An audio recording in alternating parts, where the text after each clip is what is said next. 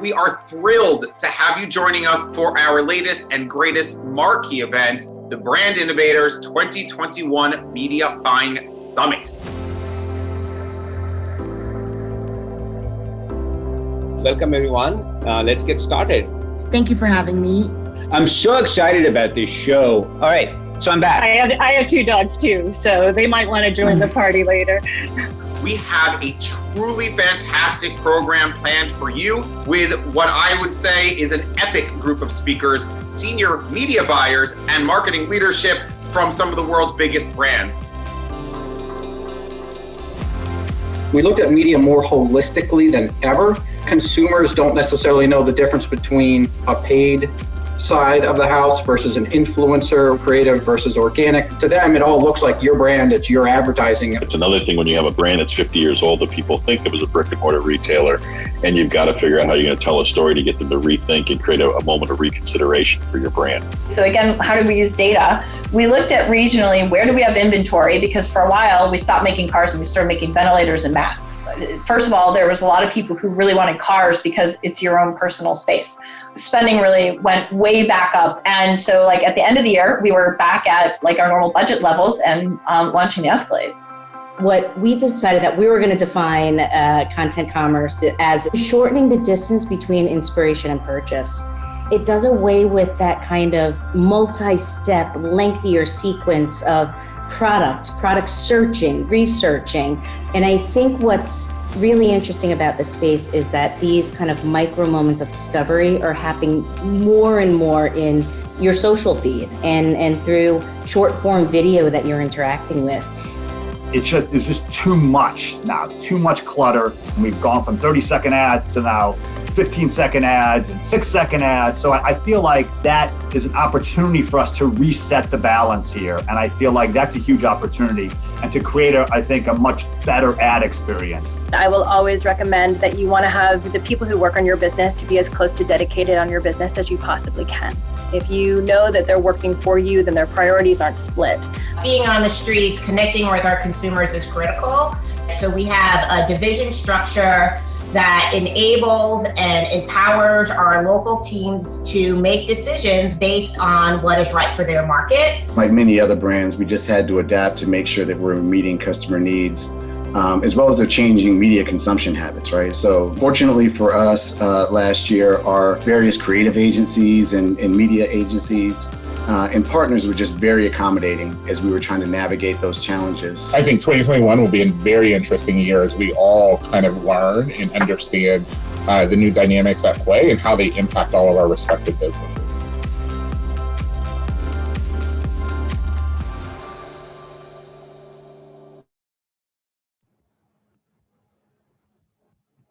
Awesome. So great. Without much further ado, I am thrilled to welcome our first speakers of the day. Please welcome to the stage Meredith Dean, the Director of Media and Portfolio Activation of Quaker Foods at PepsiCo, James Schwartz, the Vice President of Marketing and Media Strategies at Remax, and Kate Miller-Spencer, our moderator, the Head of Industry, CPG, Retail, Fashion, and Beauty at Vox Media. Please welcome Meredith, James, and Kate.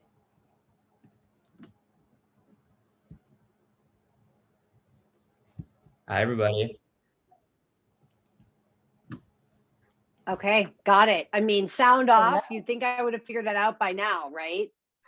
Been a full year of this. And actually, Jesse, I was sort of wishing we had tuned into a Twitch. I was thinking, here we go. This is going to be a fun day. I know. Oh, maybe next time we can just watch me play video games. But for today, the stage is yours. Fantastic. Well, we will start with a little icebreaker here, James and Meredith. Because I always love to hear people's journey to where they came from to get to where they are. And so I'd love for you each to share just a short snippet of your journey to your current role and any advice you'd like to share for our audience. It's maybe your personal best career advice. I can go first. So it's lovely to be here. So I'm Meredith Dean.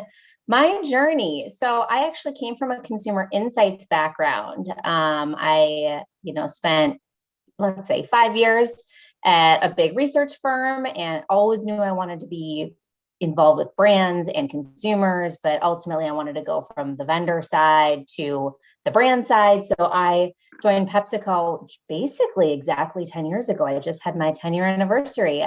So I joined in the analytics, thank you, and insights organization, and then had the opportunity to move into marketing after about 3 or 4 years. And I said, heck yeah, sign me up.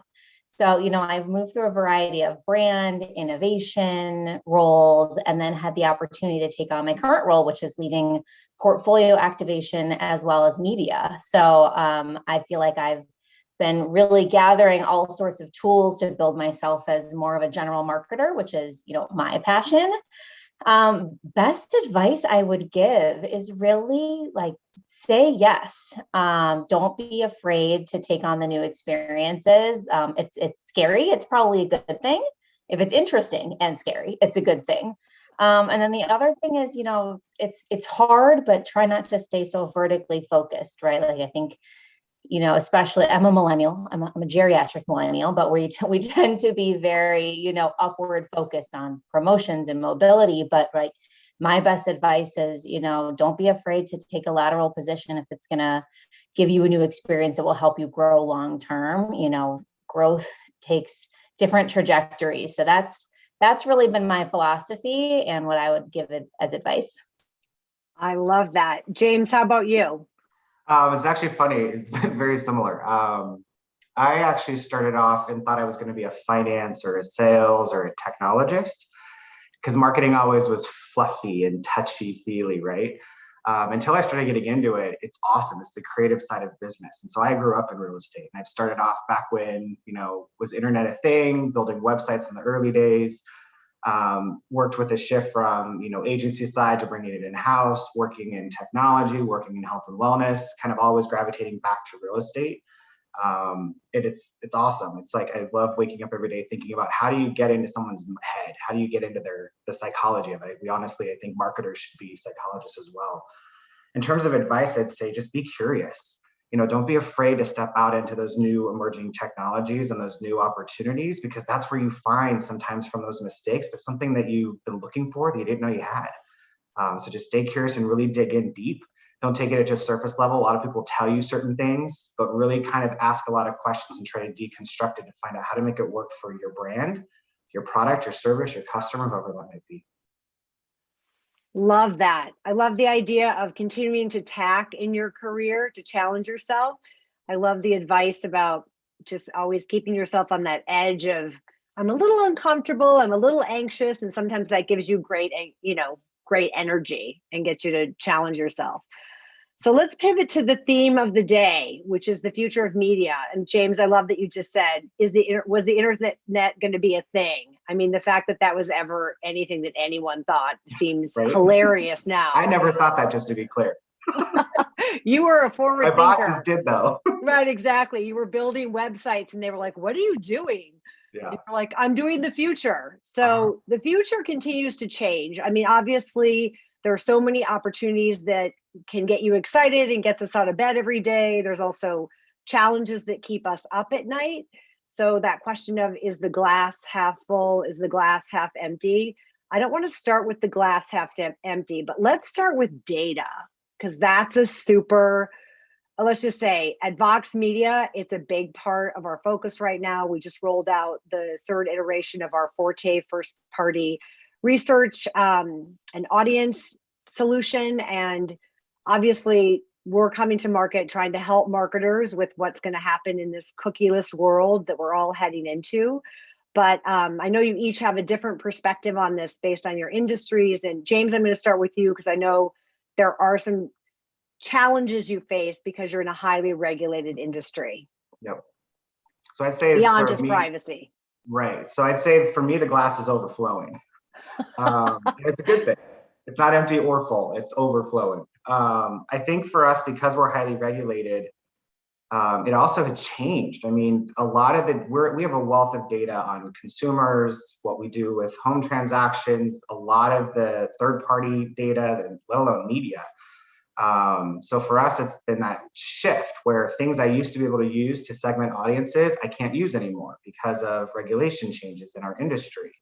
And I think there's a collide that's happening where what we can do to protect the consumer, do the right thing versus some other people's understandings, and especially with a lot of the regulations with GDPR and the right to be forgotten and consumers being more savvy with their data and what that means. As long as we're doing the right thing, you're doing right by them, I think there's a definite place to create relevancy, because, you know, we've all heard those stories when somebody buys something and then it stalks you around online from your shopping cart. For me, I think that's relevancy, right? But now it's created friction with the consumer. So how do we leverage that to really close that loop correctly, right? Stop stalking someone when they bought your service or your product. Like, really be respectful in that. So there's a lot of shifts that we've had to make in our approach nationally and globally, as well as regionally, but also trying to arm and educate our franchise owners and our independent contracting agents who have their own businesses within a really big brand. How do they do it correctly? What are their opportunities? How do we work together and not cannibalize each other? Because of all this data, at the end of the day, I think we forget there's consumers involved. It's not just the KPI, the conversion, the metric, the whatever it is.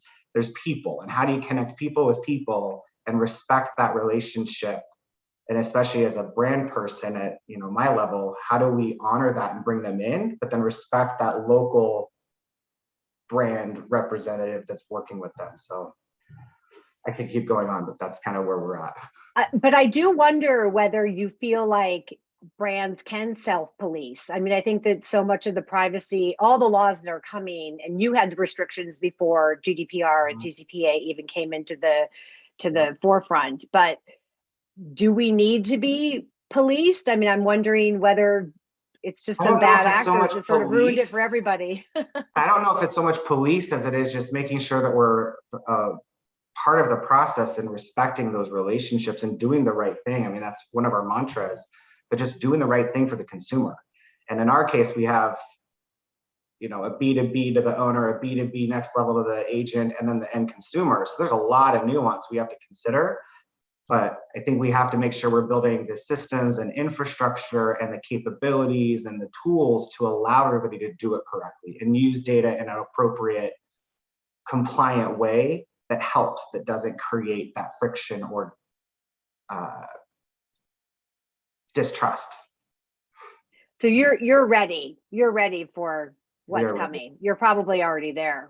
And well, how about you? I mean, by no means are we, like, there's a lot coming still. So Meredith, for you, how does that compare to what you're doing with the PepsiCo brands and CPG, the category in general?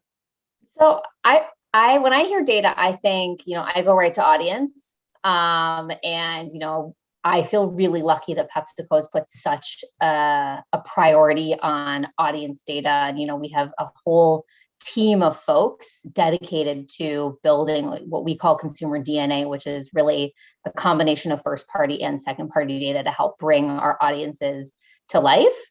And then we use that information combined with, you know, native signals and native audience data from our partners to hopefully activate in the best way, obviously combined with great creative and surrounding media with the right context, right? So I feel like I go right to audience, and I think, you know, I wasn't going to go with overflowing. I was going to say glass half full, but we can go with overflowing, right? The opportunities are endless. And now it's like, we know so much about our consumers and deep insights. Like, we know what makes them tick, right? Like, this goes back to my love of insights, and it's how can we activate quick enough, right? How can we iterate enough creative to activate against all of our audiences? You know, one of my big passions and, you know, passions within my day-to-day job is creative personalization, right? Like, can we create hundreds of different ads with different iterations of products and people and, you know, targeting based upon what we know about them? And like, the opportunities are endless, but our costs and our, you know, our pocketbooks aren't endless, right? So to create a million versions of creatives, it's a lot of money, right? So it's, you know, how do we get smarter and work with agencies and third parties who can help us and work with our vendors who can help us? So I say, like, that's the one thing that keeps me up at night is, okay, like, we've got all this amazing audience data. Like, how do we activate upon it and at scale without totally breaking the bank? Totally agree. So you're thinking already about consumers and the audiences based on their behaviors rather than sort of the old-fashioned demography, which we're not going to be able to use anymore. So you've already been thinking that way.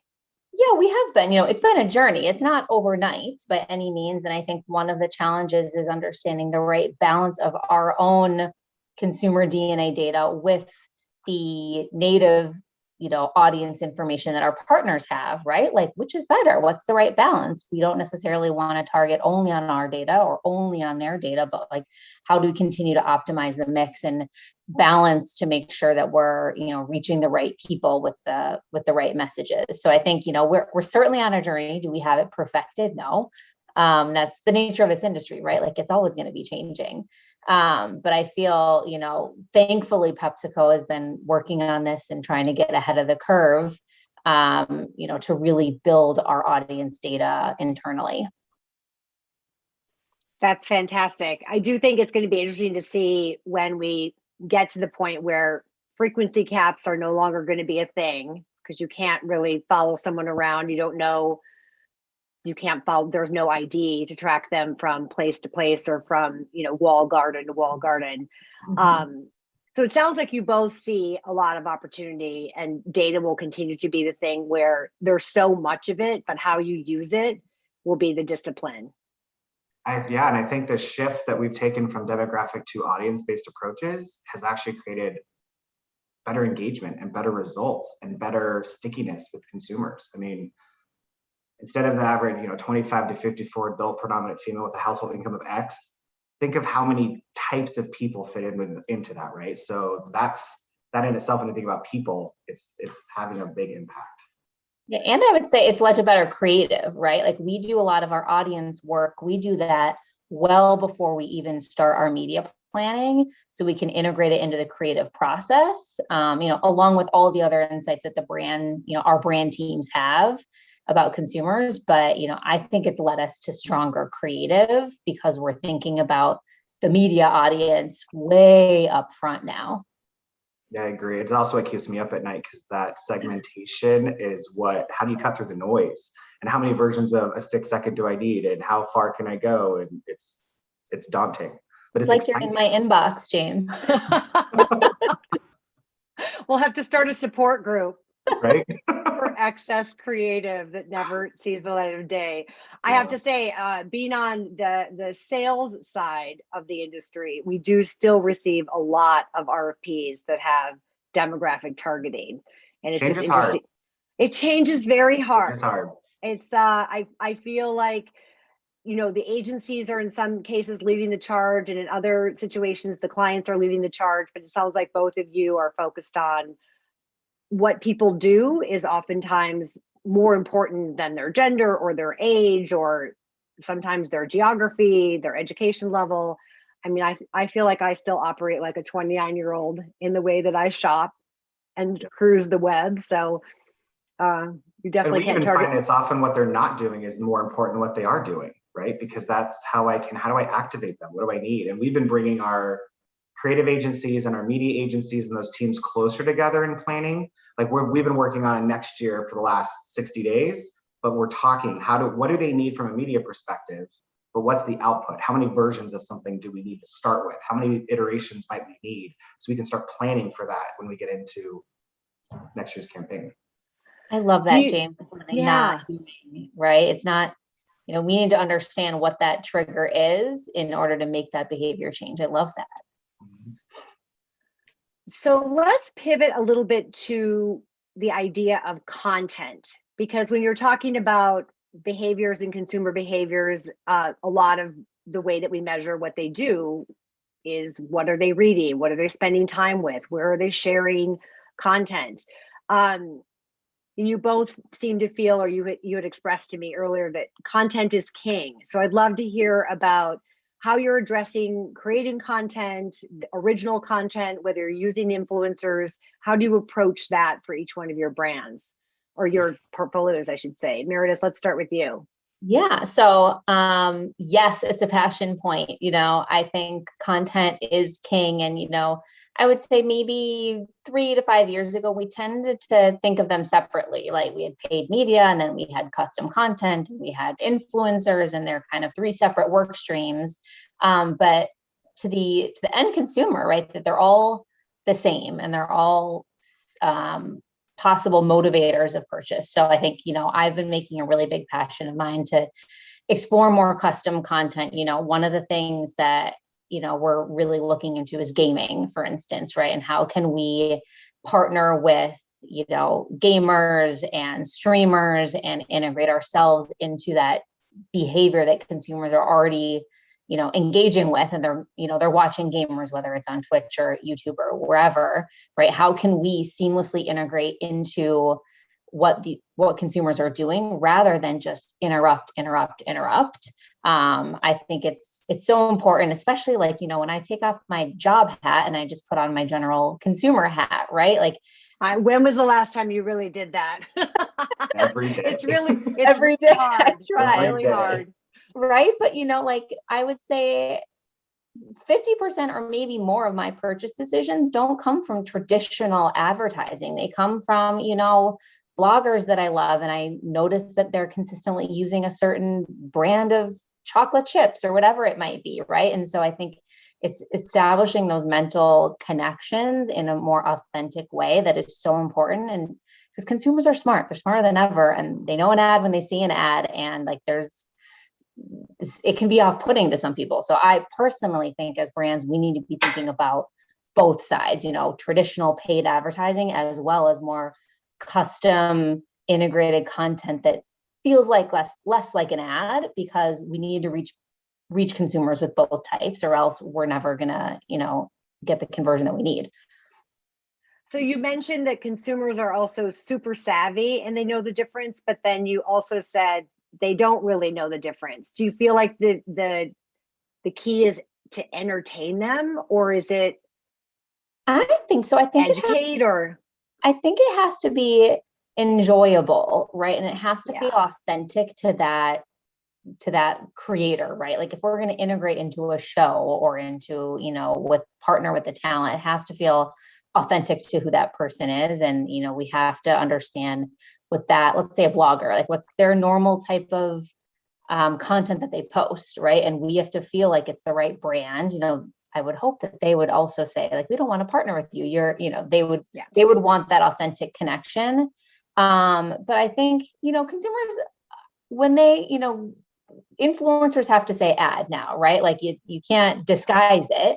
But I think when it's truly the right fit and the right match, consumers don't care as much when it feels more authentic and not in your face. It's true. You think about people talking about some of their favorite ads, and then they realize that they actually do love ads. Yeah. I love it you said, Meredith, because it's a shift that we went through in media. Think about native advertising when that buzz was coming in, right? Instead of like intruding and drawing away, we now have to meet them where they are, respect that experience, and find a way to integrate correctly. I love totally. That. So James, how are you approaching the idea of content, branded content, paid media, like all of that? How does that fit into your world? So it's been a big shift for us the last few years. I look at my agents as kind of those influencers, right? Because from a brand perspective, we have our message, but how they bring that brand to life in all the markets they serve is so different. And creating content from a brand can feel daunting and scary. Imagine them, like I feel their pain because they're like, I know how to buy and sell. I know how to build, nurture relationships, but to create content. So we've been working on providing tools for that. Like remaxhustle.com. It's a public site if you guys want to check it out. It's a cool thing. Like we give it like 80 or 90% of the way there and let them co-brand or put their personal message in or give them tools to create their own custom content. And it's a little bit of that shift from yes, a branded approach has relevancy, but sometimes an unbranded approach also really creates more trust and more accessibility versus a consumer saying, oh, I'm getting sold something. Or there's a slant or a bias on that, right? So we've been encouraging the network to create local content. Yes, you might be an agent and you're talking about, bedrooms and bathrooms and house counts. We tend to spew real estate speak on people. Pause and start thinking about, what do they need? How does it live? What's the new restaurant in town? What's the walkability? Like, how does the fabric of the community come together? And that's what you can create in an unbranded way in some regard. Maybe it's just a pin, maybe it's just they're getting to know you. And then hopefully when they get to that point, I need someone to help me with that big transaction of buying and selling or commercial or whatever that is. You're on the short list of consideration because you built rapport and trust with the consumer. And so between apps and technology we've built and integration partners, we're trying to make content creation simple and automate not the effort, but the work that goes into it. So they can just use templates and customize, tweak something, create one piece of content and have it automatically format for all the different social media platforms, instead of having to go, okay, well, here's my story now. How many outputs do I need? Okay, what's the aspect ratio and stuff that they don't even need to understand? How do we simplify that for them? That's fantastic. I have to say, just the real estate industry in general, what a year you've had. Just bananas, the amount of inventory that has been gobbled up and trying to fabricate now. Like, we need to make listings. It's true. Make listings and people are writing offers sight unseen. It's been a wild year. And yeah, and the localness of your industry too is very interesting. You're right. The idea of your agents being the experts on the market that people are considering moving to, because so many people have moved. I mean, I think the whole state of California moved to Austin, Texas. Did that happen? That's what it feels like. Yeah. So has this changed your strategy as it relates to paid advertising? I'm just wondering, the mix of content versus paid, or is it all part of the same ecosystem?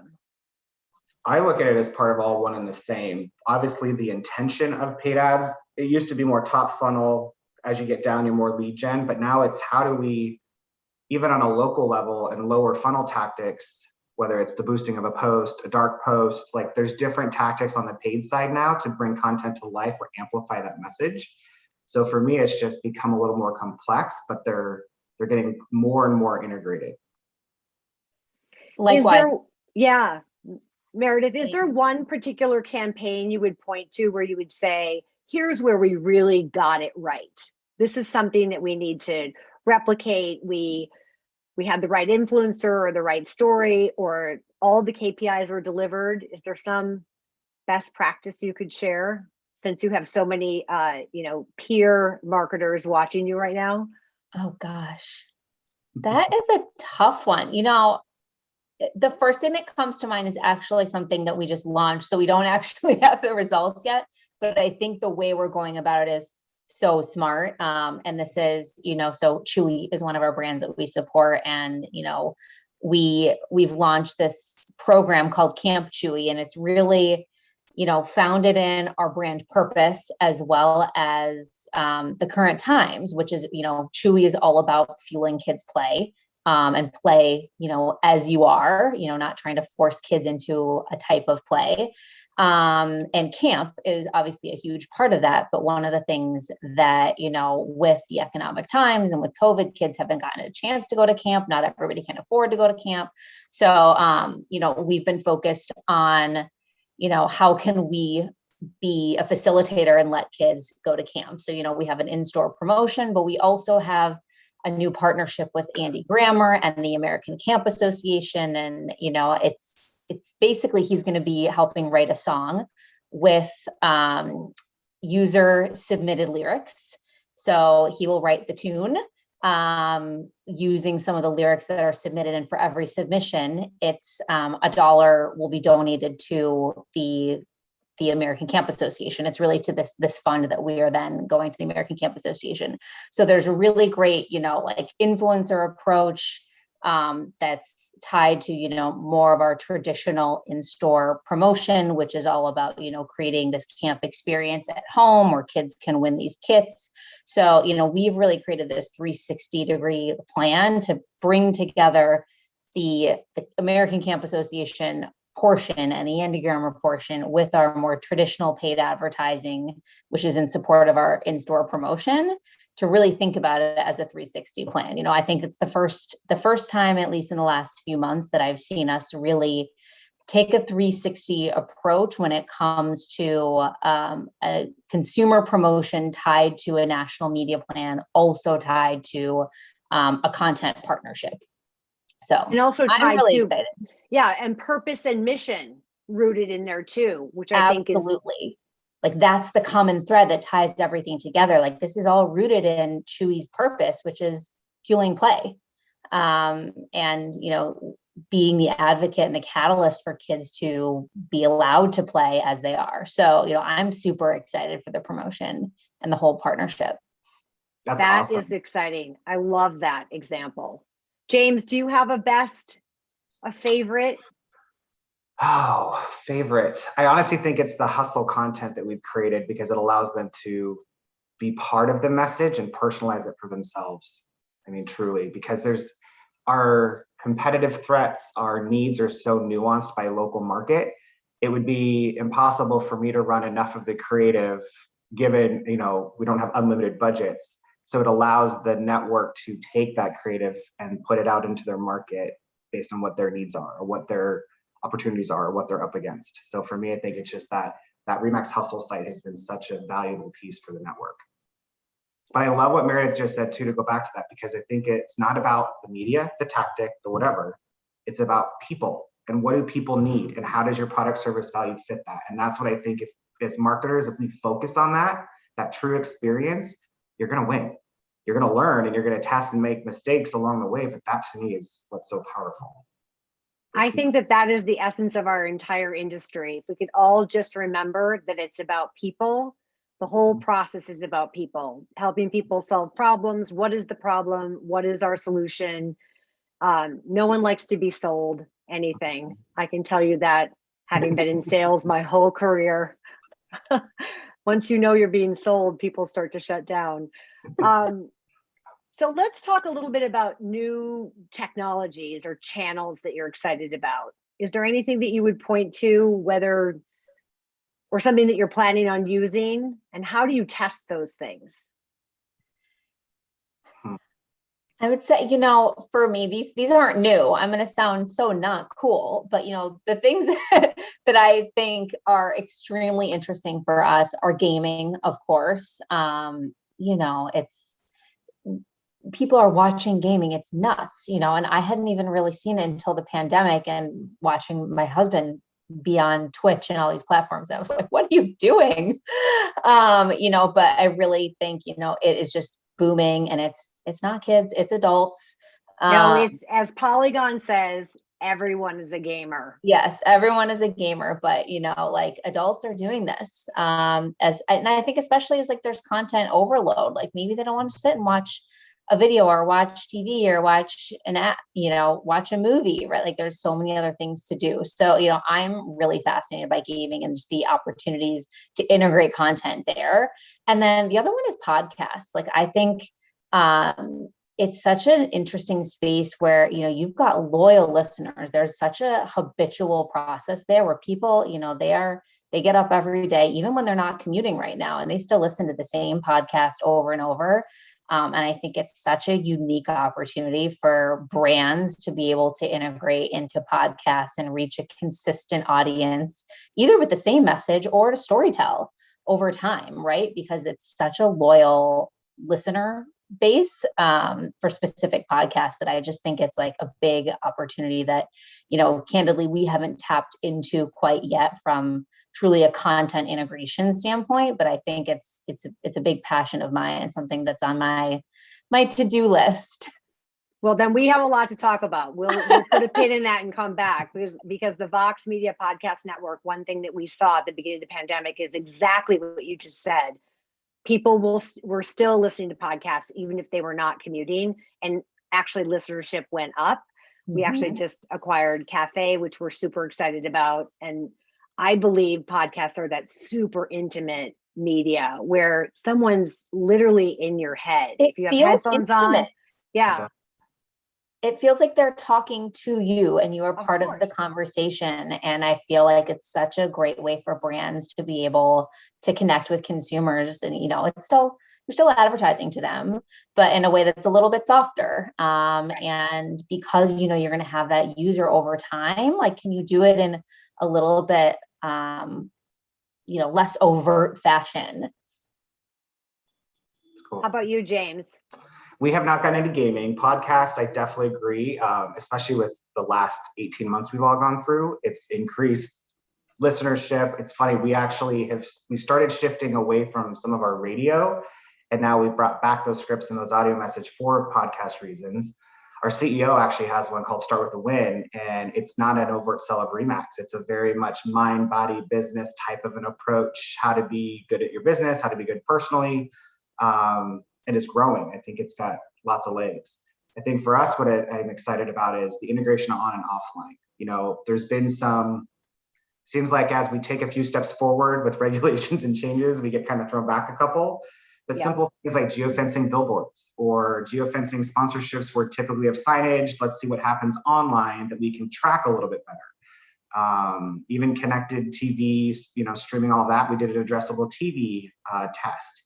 And how do we keep furthering that along where, again, when we think about people, what are they doing? What are their needs? What media are they consuming? What devices are connecting to that Wi-Fi? How do we start to serve messages to very specific households, targeting one, skip the next 3, target the next 4, based off of what they're doing, maybe what they're not doing, and trying to create and test creative and content to those audiences to keep furthering that conversation and finding out, are they a buyer?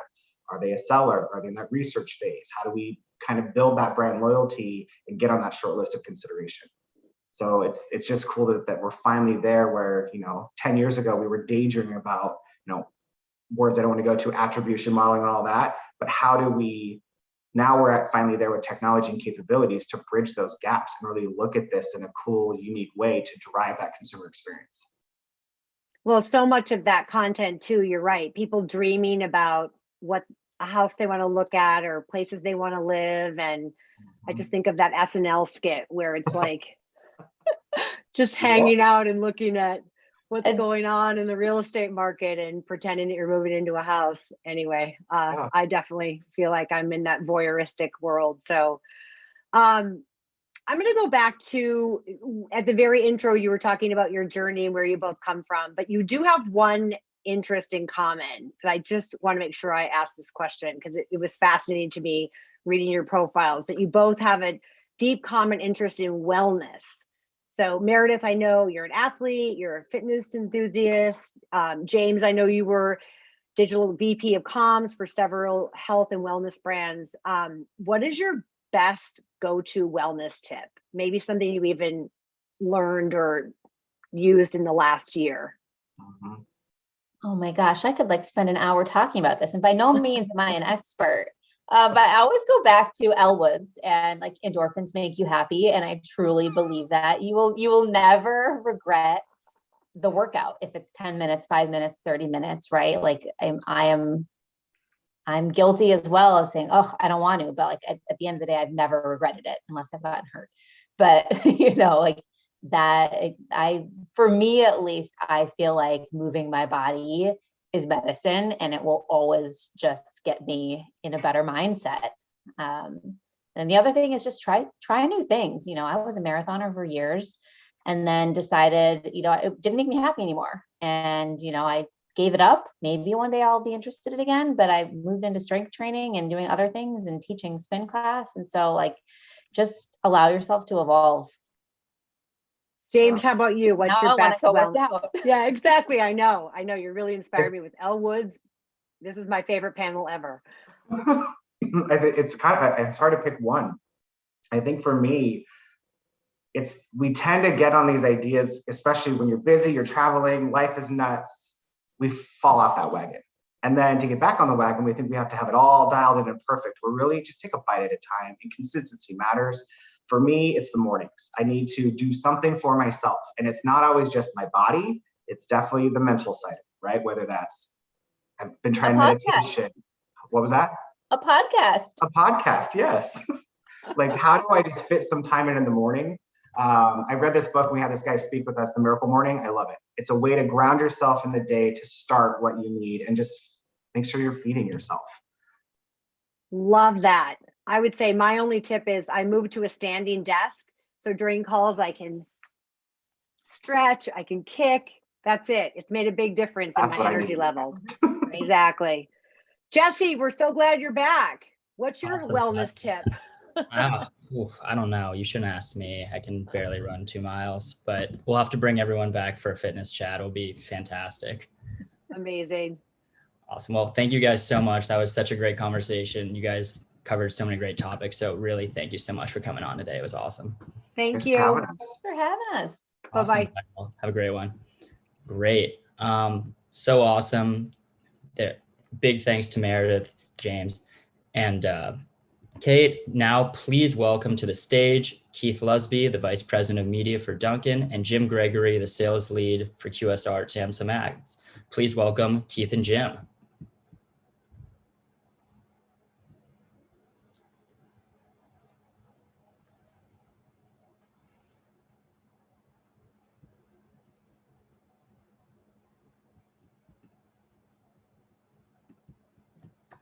All right, we're gonna wait a little bit until they get on. Hey, Jim.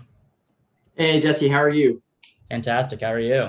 I'm doing very well, thanks. Sorry, the video had a little bit of a technical difficulty there for 1 second, but this is how these things go. Absolutely, no. 1 year in and we're still definitely figuring it out. We'll get used to it at some point. At some point, we'll see. We need to get back to in person. I'm with you on that one. Awesome. Where are you based right now?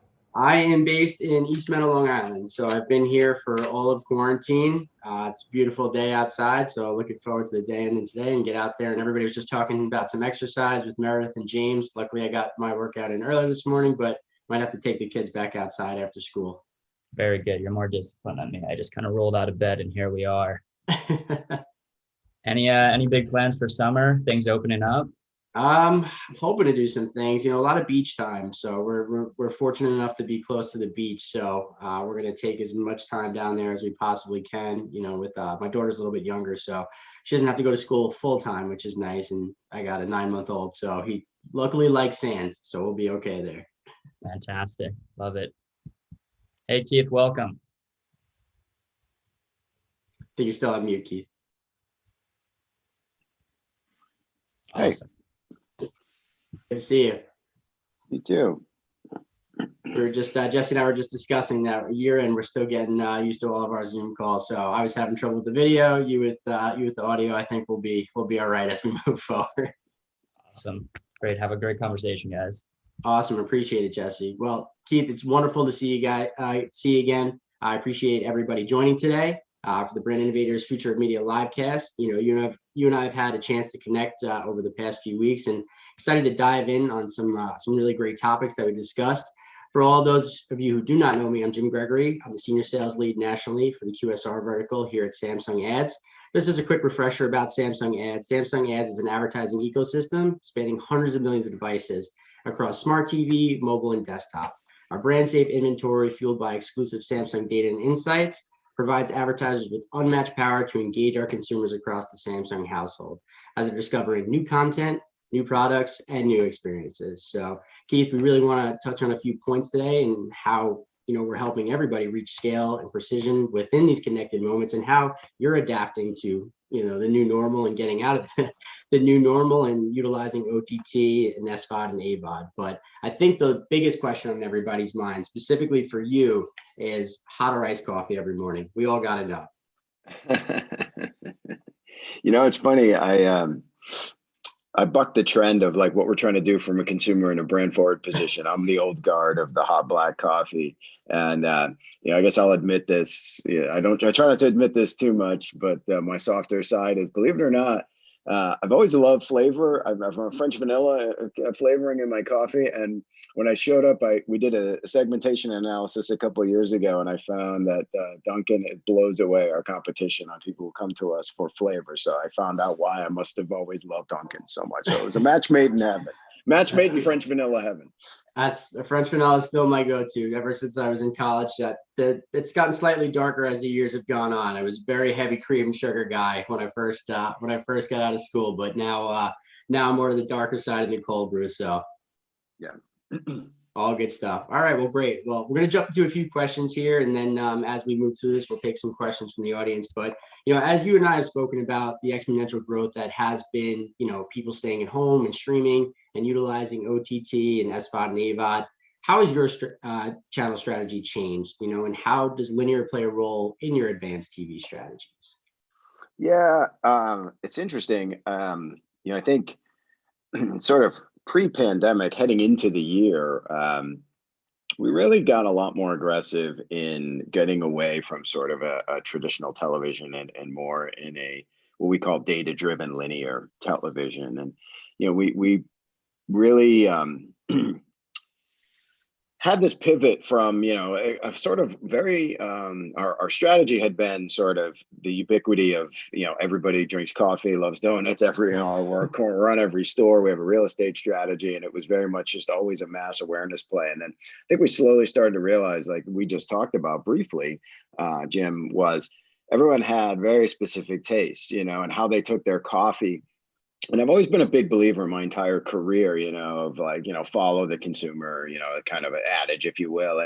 And I feel like for a long time in my career, it was talked about, but the tools weren't really in place to live that. And I feel like the tools are finally in place for us to say, we're going to do a segmentation study. And I was lucky enough to get to Dunkin' when it was still early on and said, let's do a segmentation study with a typing tool built in where we can plug it into an agency and actually plan and buy the segments that we're going to find out about. So it really became for us, like how we headed into the year, our strategy was very much about buying segments, not demographics. Mm-hmm. And what was, it was funny, when the pandemic hit, we'll punt for a second and maybe talk about down the road the business disruption, day part disruption, all that stuff. But yep. I was originally thinking to myself, whoa, obviously there's going to be a lot more video consumption, and I thought sort of the traditional linear models were going to have their day. I'm sitting around, people trying to find so much content, and it was really interesting. I learned it went the other way, and traditional kind of ran out of content, and there was even less time spent. And it's interesting now, sports, for example, got put on hold. And I thought when the summer rolled around in August, everyone would just say, oh my God, I've missed sports so much. And all the ratings, in the fall, and the NBA and the bubble, it was down dramatically. And it really shocked me. So what I would say, to answer the question a long-winded way, we went in wanting to be less focused on traditional buys and more focused on segment buys and video and sort of screen agnostic. And actually, if anything, the pandemic pushed us to go even further in that direction, quite frankly. Yeah, that makes sense. And with that segmentation, as you're not looking at so much of a demographic perspective, how is that data fed into the segmentation? You said you've taken more of a data-driven approach. How is that fed into the segmentation? And what does that process look like?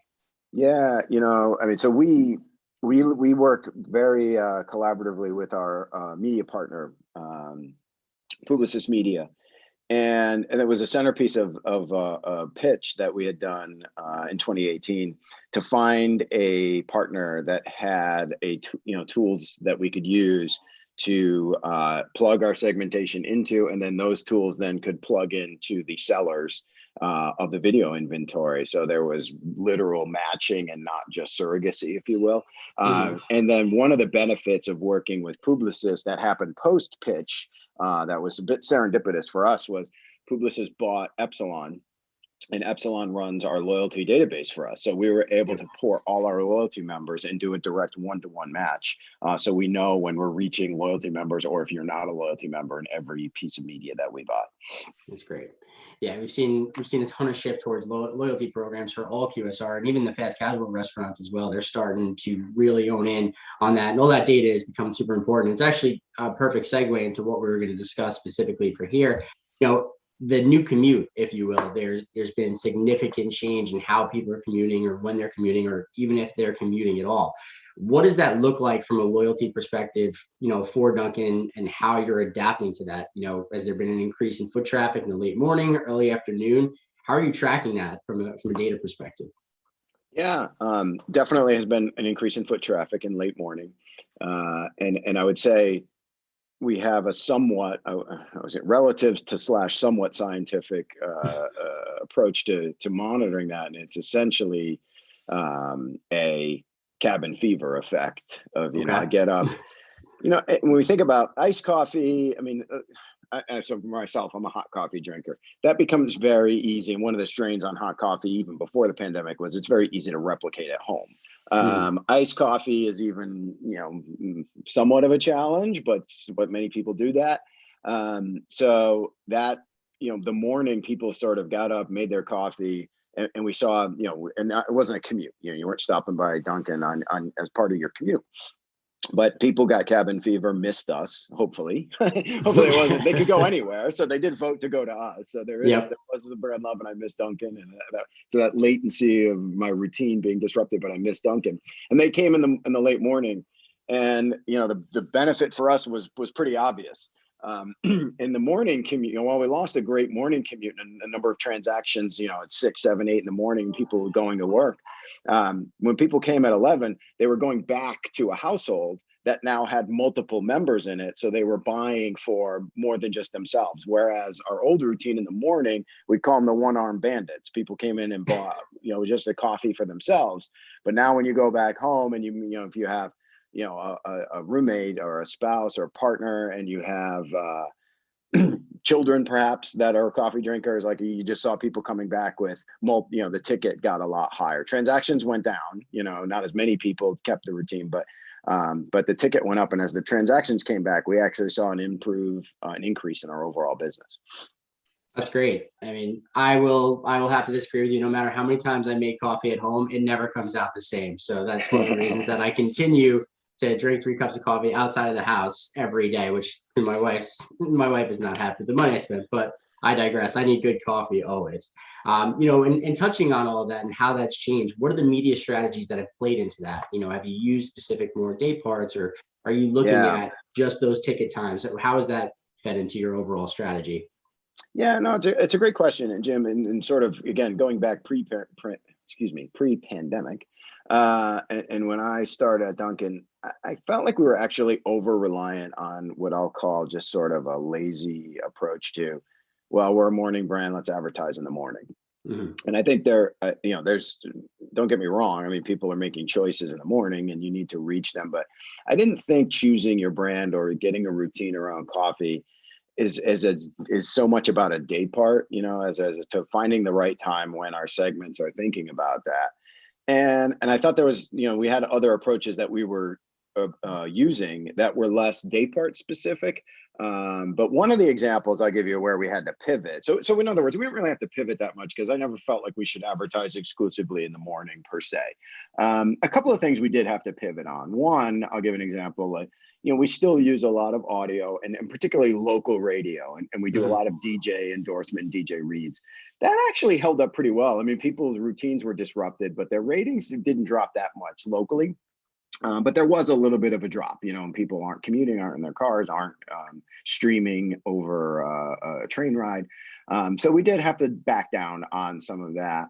The other thing was navigation. That's been a huge part of our strategy, working with partners at Google around, being present as people navigate, and Google will tell you they saw a drop in navigations. So we had to find a way to kind of move from those partners. It wasn't they were losing it in the morning, but we were just moving away from them overall. And I think some of the replacements or how we moved around our strategy, and I think it helped us accelerate something we should be thinking about anyway, which is broadening our radio strategy to think about audio. And it helped push us into more streaming audio. And that has matured greatly as far as now, I remember years ago, you buy a podcast, you were embedded into that podcast. You didn't know how many people downloaded it. Now you can insert yourself into podcasts, in an audience targeted way. It's more flexible. We've also worked with a company called AdSwiz, which is great at helping us, whatever genre of music you're listening to, it changes the bed of the music in our ad. So it's much more consumer adaptive. So we've really broadened our audio strategy, a little bit more. And then I would also say Google, being Google, of course, we were able to optimize within the Google platform. And while there was less navigation, particularly in the early days of pandemic, there was a big increase in search, and people just need to understand, are you open? What are your new hours? You know, do I need a mask? So there was a lot more search around, availability. So we invested more money in search, more than we ever had before. That's great. Now, with investing that in search, how did you play that back to using your linear and CTV opportunities to tie that all back into the audio portion? Because now you have a lot of mediums, right? And you're trying to find all of those non-commuters anymore and everything else. What was the holistic approach on that? And how did linear and CTV play a factor into that decision to move into audio as well? Yeah, it's it's kind of interesting. We still have, when I think about just video in general, and our linear our sort of connected TV and digital video strategy, so much of that is done through set-top boxes and still using your tremendously powerful Samsung television to stream the content, stream the internet through that screen. It's still the second screen effect was still very much real for us. So for example, we're almost Saturday will mark, it's a big anniversary. It's a big day for the country for a lot of reasons, but I'll always remember last year, June 19th was the day that we launched our Refreshers product. And it was remarkable for us because it was the first product messaging that we did since the pandemic hit in early March. Everything else had been about brand, hours, safety. And then we finally were able to launch a product, and it was brand new to us. Dunkin' had never done anything like that before. And we didn't have the opportunity to test it in advance. So we kind of went at it, and I used some tried and true tactics of we're targeting, the specific segments we need to target through, connected TV. But we also use that multi-screen effect that people are watching while they still have a mobile device in their hand, and they're searching for, Dunkin' has refreshers. What's in them? What do they look like? How are they different than Starbucks refreshers? And we use those two as an advantage, as far as tying strategies in our search to play off of the messages that we were putting in our video. That's great. I mean, so you got the cross media mix there. So it leads me to my next question is, maintaining that consumer loyalty even throughout the pandemic and beyond is super important. And you just mentioned that you didn't even launch a new product until June 19th of last year for the Refreshers. How did you maintain that loyalty over the 12 months, with walk-in services and only mobile pickup available in certain locations and locations closing down? So how did that affect, the planning and really the decision to go into a new product in June? Yeah, no, it's a great question, Jim. And I wish I could tell you I have a perfect answer, but I really don't. I will say this, for the QSR business as a whole, you have to, loyalty has a sort of Webster's dictionary definition of it, but I think it's flexible depending on your business. So in the QSR category, loyalty is like, if you're getting, more than half of somebody's visits, you can consider them loyal. Nobody's exclusive anymore. So what was interesting for us is like, when you say, how do you maintain loyalty? I mean, for us, loyalty is, get an incremental trip, so if you don't come at all, I want to get one trip. If you're infrequent, maybe I can get you from 1 to 2 trips. And we even look at our most loyal customers, who many of them come, believe it or not, 5 times a week or more. Can I actually get a 6th trip?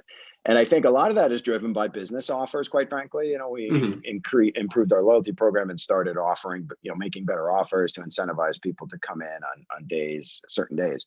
But one of the things that we did do, Jim, was in the past, we had done those offers probably more specifically through our own channels and just offer up to our loyalty members, hey, we're having a points offer, come in Friday. But we used it last year as a recruitment opportunity, and we started targeting people with our offers.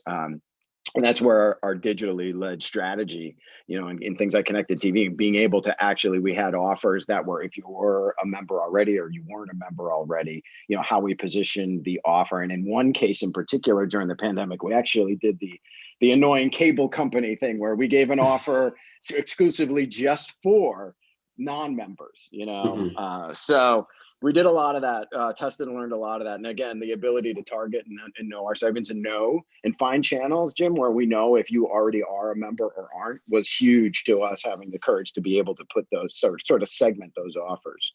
Yeah. Absolutely, it makes sense. I think everybody loves a comeback story in the QSR vertical, as well as just all restaurants are looking to have this, post-pandemic comeback and driving that loyalty.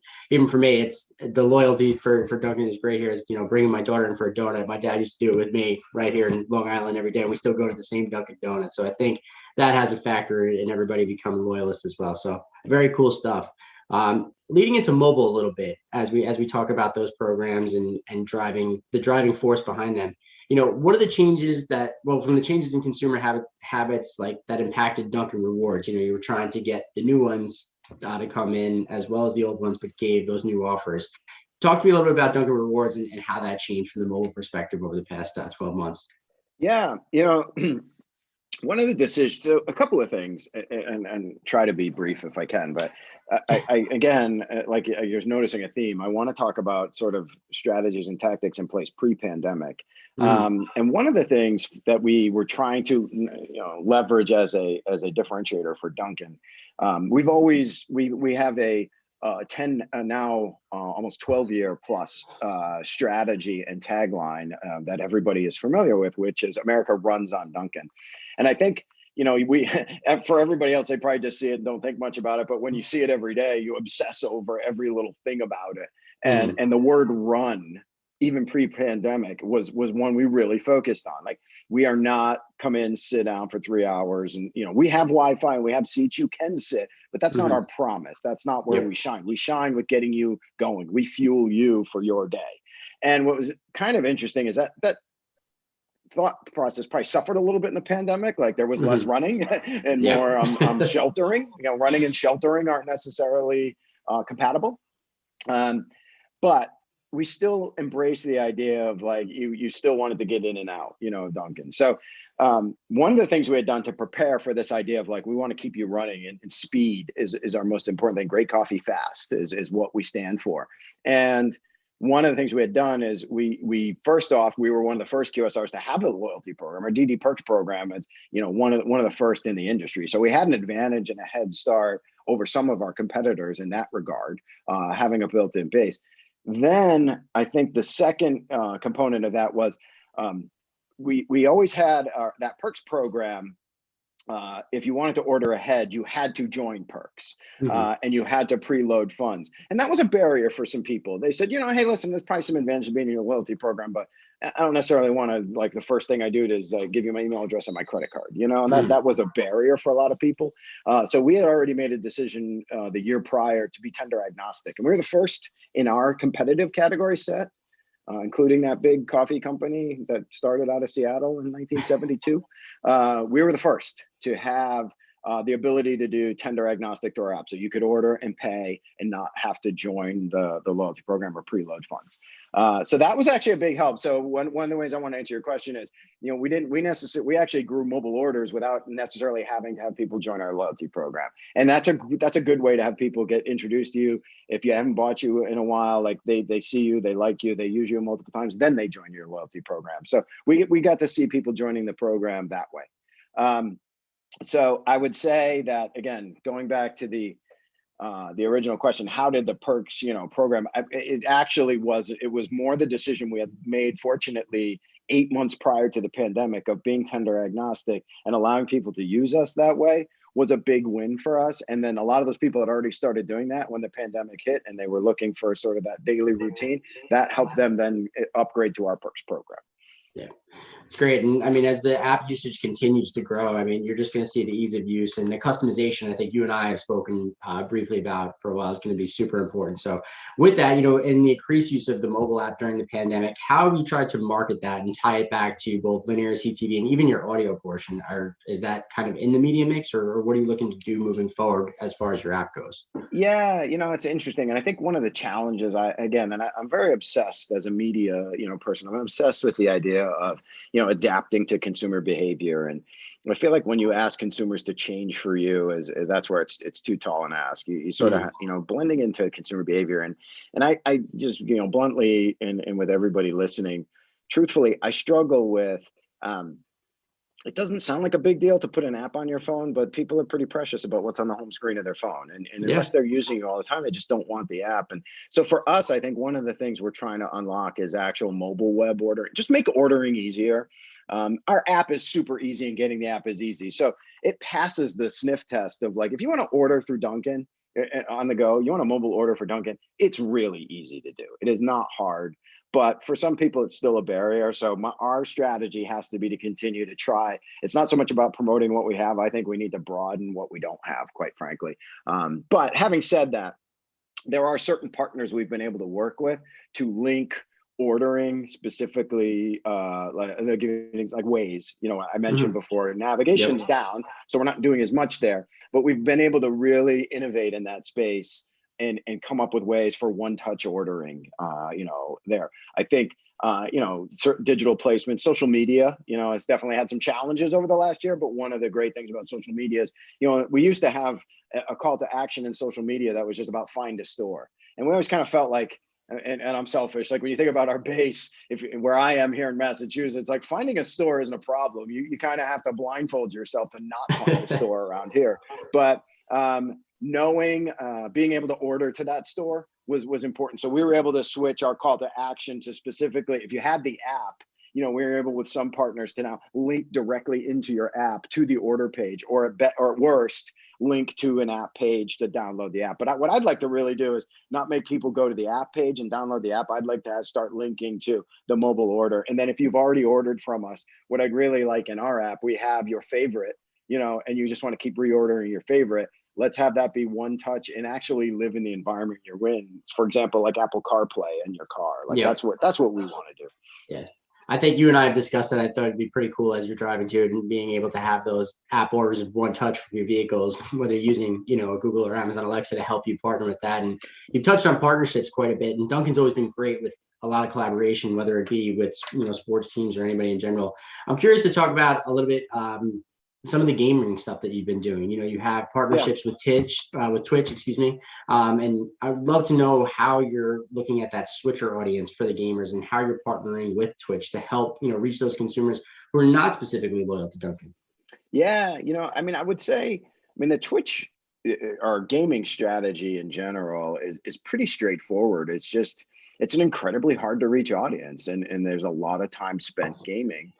And, so finding a way into that space is important. Otherwise, that's just a very hard to reach group. And then I mentioned our strategy again, going into the year, we had last year, we had already had several, we went through an influencer strategy. We were already working through gaming.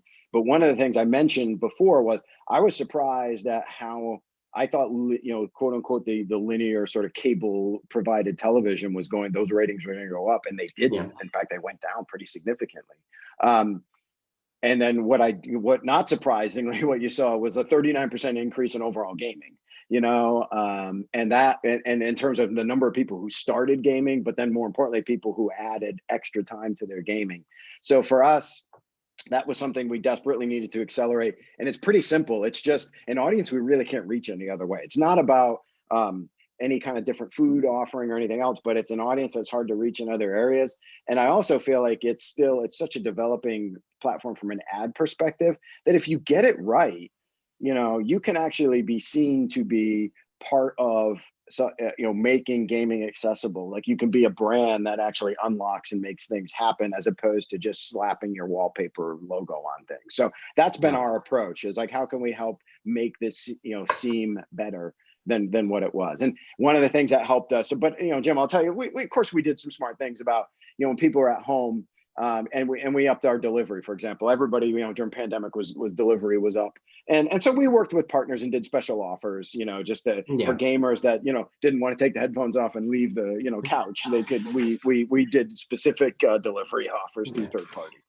Guilty as charged on that one. I try when I actually do get the opportunity to play games when my kids aren't bothered, when I actually get some time for myself, but guilty as charged on that one. Yeah. And I would, sorry, Jim, I'm going to actually answer it live. I saw a question come in so specific to Twitch, and it was a great one about how do you manage brand safety for Twitch. Great. Yeah, absolutely. And I feel like brand safety in general is still as we've moved more digital, like it's been great to have more segments, but now the issue of viewability and brand safety is a bigger deal now. So it makes me cautious. One of the things with Twitch, for now at least, as we've managed brand safety, is we specifically bought around a series. So Twitch has their Rivals series. We've activated specifically within Rivals, and we even chose to go a step further. And this is unique to Dunkin', so this is just us. And being more family oriented and trying to have a broad appeal, we've even tried to stay away. I mean, some of the reason that held us back from gaming was many of the most popular games, Call of Duty and things like that, first-person shooter games. We didn't necessarily think that was the right place for our brand. So we've kind of stayed more within Twitch Rivals, which is a fun way. It's more the competitive aspect of gaming and competing against other people that I think is more inherent and brand safe for at least for Dunkin'. That's great.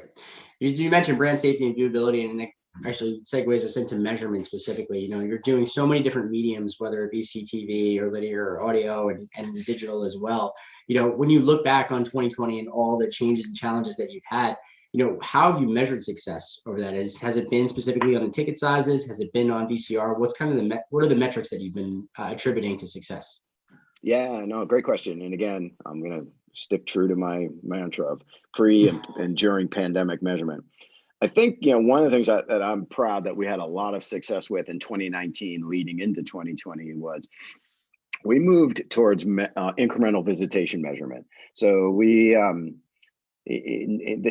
the end of 2019, I think we were at 75% of all of our media was tagged with measuring exposure to incremental visit, not just visit, because we didn't want to take credit for visits were going to happen anyway, but through test and control sampling, we were able to determine where we got an extra visit. And that was a big initiative that was in place where we're at. We're actually up to over 90% today. But so we were always measuring incremental visitation, Jim. But what was interesting is like we actually had to kind of take a step back during second quarter last year in the pandemic. And there was a lot of different questions on people's mind as far as when we were running our advertising, what were we trying to communicate? We're still trying to get people to go to the restaurants, but what we were trying to communicate was safety.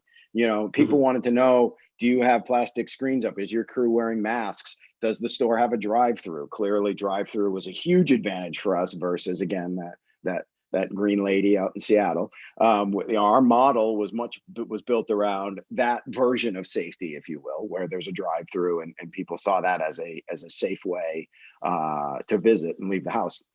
So we measured success around good old-fashioned attitudinal studies and just how were people responding to, did we answer your question? Do you feel, you know, we're providing a safe environment? So there was a lot more old school, I wouldn't call it awareness necessarily, Jim, but it was kind of awareness of that message, you know, and was that resonating with people, and did it mean something to them? So we actually did kind of take a step back from that cost per incremental visit, and we bought some video inventory based more around, were we landing in a short period of time at high scale and frequency, the notion that Dunkin' provided you a safe place to transact.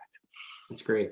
And taking that step back and reevaluating that and kind of looking at a little bit more tried and true methods, right? Methodology, that instead of some of the new incremental visitation portions, have you looked to develop any type of measurement specifically for Dunkin', like a scorecard or anything like that you guys are working on off of that to kind of help you move into, you know, 21 and 22 and beyond that? Yeah, no. So, I mean, our scorecard is definitely tied around, we measure all of our channels, our segments, and our messages on cost per incremental visit. That's definitely our gold standard. I think one of the things that was on our work plan for early 2020, but we slowed because of the pandemic, we waited, is an attribution study. So what we can understand, Jim, is sort of individually in silo channels, you know, and how they're driving incremental visitation. But what we weren't able to understand is like the journey, if you will. So we have an attribution study in play now to understand, you know, and I'll give you an easy example is, and this isn't any news to anybody on this panel, is, you know, search always wins in any kind of, you know, visit, you know, cost per click, whatever you want to do. Search is always the cheapest, right? Because it's the most targeted and it's the way you bid and pay. But you can't put all your money in search, you know, like you still need scale. You have to, so finding a scientific way of understanding the balance is the journey we're on right now. Got it. Cool.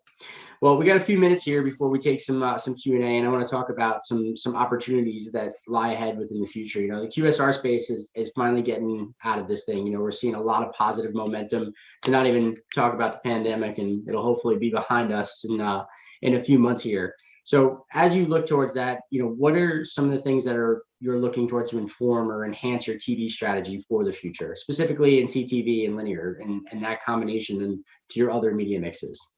Yeah, you know, a couple of things, and it's interesting. So Dunkin' we have an interesting mix of, you know, we have so many stores that we are a national brand, but we're a national brand that in certain areas has different business pressures. And what I mean by that is, you know, where I am here in Boston, or if you're in New York, you know, Dunkin's a very mature brand that doesn't suffer an awareness issue. That it's readily available. People know what it is. But as we expand, and we've expanded certainly out west, southwest, west California, you know, there isn't, you know, there's the sort of the transplant from the East Coast that grew up with it that flock there. But for people that grew up out there, they don't actually know Dunkin' as well. So awareness and consideration, you know, is very different. I mean, you can go to Revere Beach and there's probably 5 guys walking around with a tattoo of Dunkin' on their, you know, leg. And then you go to LA and people are like, wait, what is that? Is that the place with the donuts, a crispy? They don't know. So we have an issue of like, what do we need to communicate, you know, in terms of where are people on their awareness ladder? And then the other piece of it is, you know, different pressures. So, you know, there are some markets are pressured by convenience stores. Grocery and convenience right now is probably the biggest threat to QSR in general, just as far as they want a piece of the pie of ready to go. So, you know, there's different pressures competing against local businesses that do serve that. So one of the things we've always struggled with is, you know, buying local media is tremendously inefficient, and it's built around a really tired model of TV signals that were and radio signals that were built in the 40s and 50s around the country. And it's just not a good way to buy your media. I would rather do segment media, and part of segmentation is knowing your geography. And what I'm really excited about, you know, for us, but probably even more for QSR, is I had a boss a couple of years ago, I'll remain nameless, who asked me, couldn't we just solve this by buying national video, and then for TV, we'll do cut-ins of local spots on a national buy? And I was just like, you know, we'll have a whole separate discussion around anyone who's worked on packaged goods like I have. Cut-ins is like, it makes you cry. I was like, you know, that's not the way. But the way video is going at an household addressable level, like we can start to buy, like that's the solution. Don't think about inserting into a linear model. Buy it digitally and use geography as a segment filter. So that's what I'm really excited about, you know, to make our media work harder, is to be able to buy against segments, but geography will give us the opportunity to maybe put different messages in depending upon that geographic location. Yeah, you sparked something in my head as we were just discussing that, is specifically the locale portion of it. And CTV gives you that opportunity to really narrow down within those households and kind of leveraging those audio buys as well as everything else. So to your point, not utilizing those cut-ins, but being excited to really narrow down that targeting and drive that ROI, if you will. So that's great. Yeah. You know, you just mentioned that you were excited about a lot of things. You know, what do you think are some of the future opportunities, not only for Dunkin', but QSR overall? You know, coming out of this, you know, you mentioned some of the locations that you have, and I have a cousin that's in the Navy in San Diego that when his Dunkin' got there, he was very excited. He was born and bred in New York, and now he's in the Navy in San Diego. When Dunkin' opened there, he couldn't have been more excited. So, you know, what do you see for the QSR vertical overall? Do you think it's going to be only mobile locations only? Do you think there is going to be some dine-in still? How do you see fit? Yeah, no, it's an interesting question. By the way, go back to your cousin. Like, we actually have a fully non-manned full order without, you know, it's self-serve, pay with your app. It's a partnership with MasterCard. We have a location in Miramar, so that if he's out of Top Gun, he can do that. So we're excited about that. That's a one-time pilot, so we'll see where that goes. No, you know, I guess I'll just say at a high level, like we always talk about personalization at scale as a buzzword for us, and how do you know, we offer a multitude of products. People take their coffee a million different ways. Like, how do we make our ads personalized? And you're seeing that a lot at the restaurant level, you know, and McDonald's years ago bought Dynamic Yield and tried to bring personalization to the menu boards. And that gets into a greater conversation of AI in general. And I think that's the biggest unknown for me, but it's the biggest opportunity is how do we use AI? And there's so many like fits and starts, you know, years ago, AI meant I need an Alexa skill, you know, and it's like, man, anyone who spent time, for us at least, and we didn't spend a lot of time on it, but you're spending time building an Alexa skill, someone's going to yell at their speaker to order a coffee. Well, like, that's just not real, you know? So AI is a great opportunity, but it's also such a great unknown. That's probably the biggest one at a big generalization. Yeah, that could be dangerous. My daughter knows how to say "Okay, Google" quite a bit, so there'd be a lot of different coffees at our house if she had her way. Don't let her know the Amazon Prime password. We learned that one the hard way. Yeah, we've had that issue before already. I think many parents on this this video call have had that as well. For sure. So just I want to wrap it up here. I think we got one final question, and I think maybe we'll take a few Q&A. But, you know, what's next for Dunkin'? And then, you know, how do you see the Dunkin' app evolving? As you said, it's continuing to grow, and you guys are always working on that customization portion for coffee, and any refreshers and all beverages is important. You know, what's next? Yeah, I think, you know, we mentioned about ease of use. So I think for the app, just in terms of physical use of the app, I think making our media connected to it easier, making it, you know, less touch, you know, 1 touch, 2 touch to get an order will be important. Having mobile ordering, if you don't want to have the app, I think will be important to us, you know, as we move forward. But the biggest thing for us is, and I unfortunately, it's, you know, it's not ready for prime time yet, but, you know, we take great pride in having, you know, one of the first loyalty programs in you know, overall QSR. You know, Starbucks, to their credit, has a great loyalty program. You know, and certainly has a lot of members. But I think we take great pride in innovation in our loyalty program. So I think right now our loyalty program is really well liked, but it's very specific to Dunkin' in that, you know, you order, it's a certain amount of dollars spent, and that transitions to a free beverage, and it automatically converts you to a free beverage, you know. And I think a lot of people in the airline and hospitality, you know, area, now that we're getting back to that, the gaming of loyalty programs and the point stacking and when and how you use them, that's the flexibility and freedom that people want out of loyalty programs. So I think, you know, you're going to see us adapt and change to make it flexible and reward people differently based on how much they use. I think that's what we need to do. Yeah, that's great, Keith. Appreciate it. I think we have some time to take some questions, Jesse, or I think we got some right here. We can take a quick question. We need to keep going, but we can take one real quick. Absolutely. So I don't know if you were able to see this one, Keith, but can you elaborate on your influencer marketing strategy and measurement criteria? Yeah, great answer, or great question, I should say. I would say that over the last year and a half, we've probably pulled back a lot on what we'll call just sort of influencer networks, you know, and that just sort of pay to play of like, you know, selling, you know, get you buying through a collaboration of people that offer you influencers.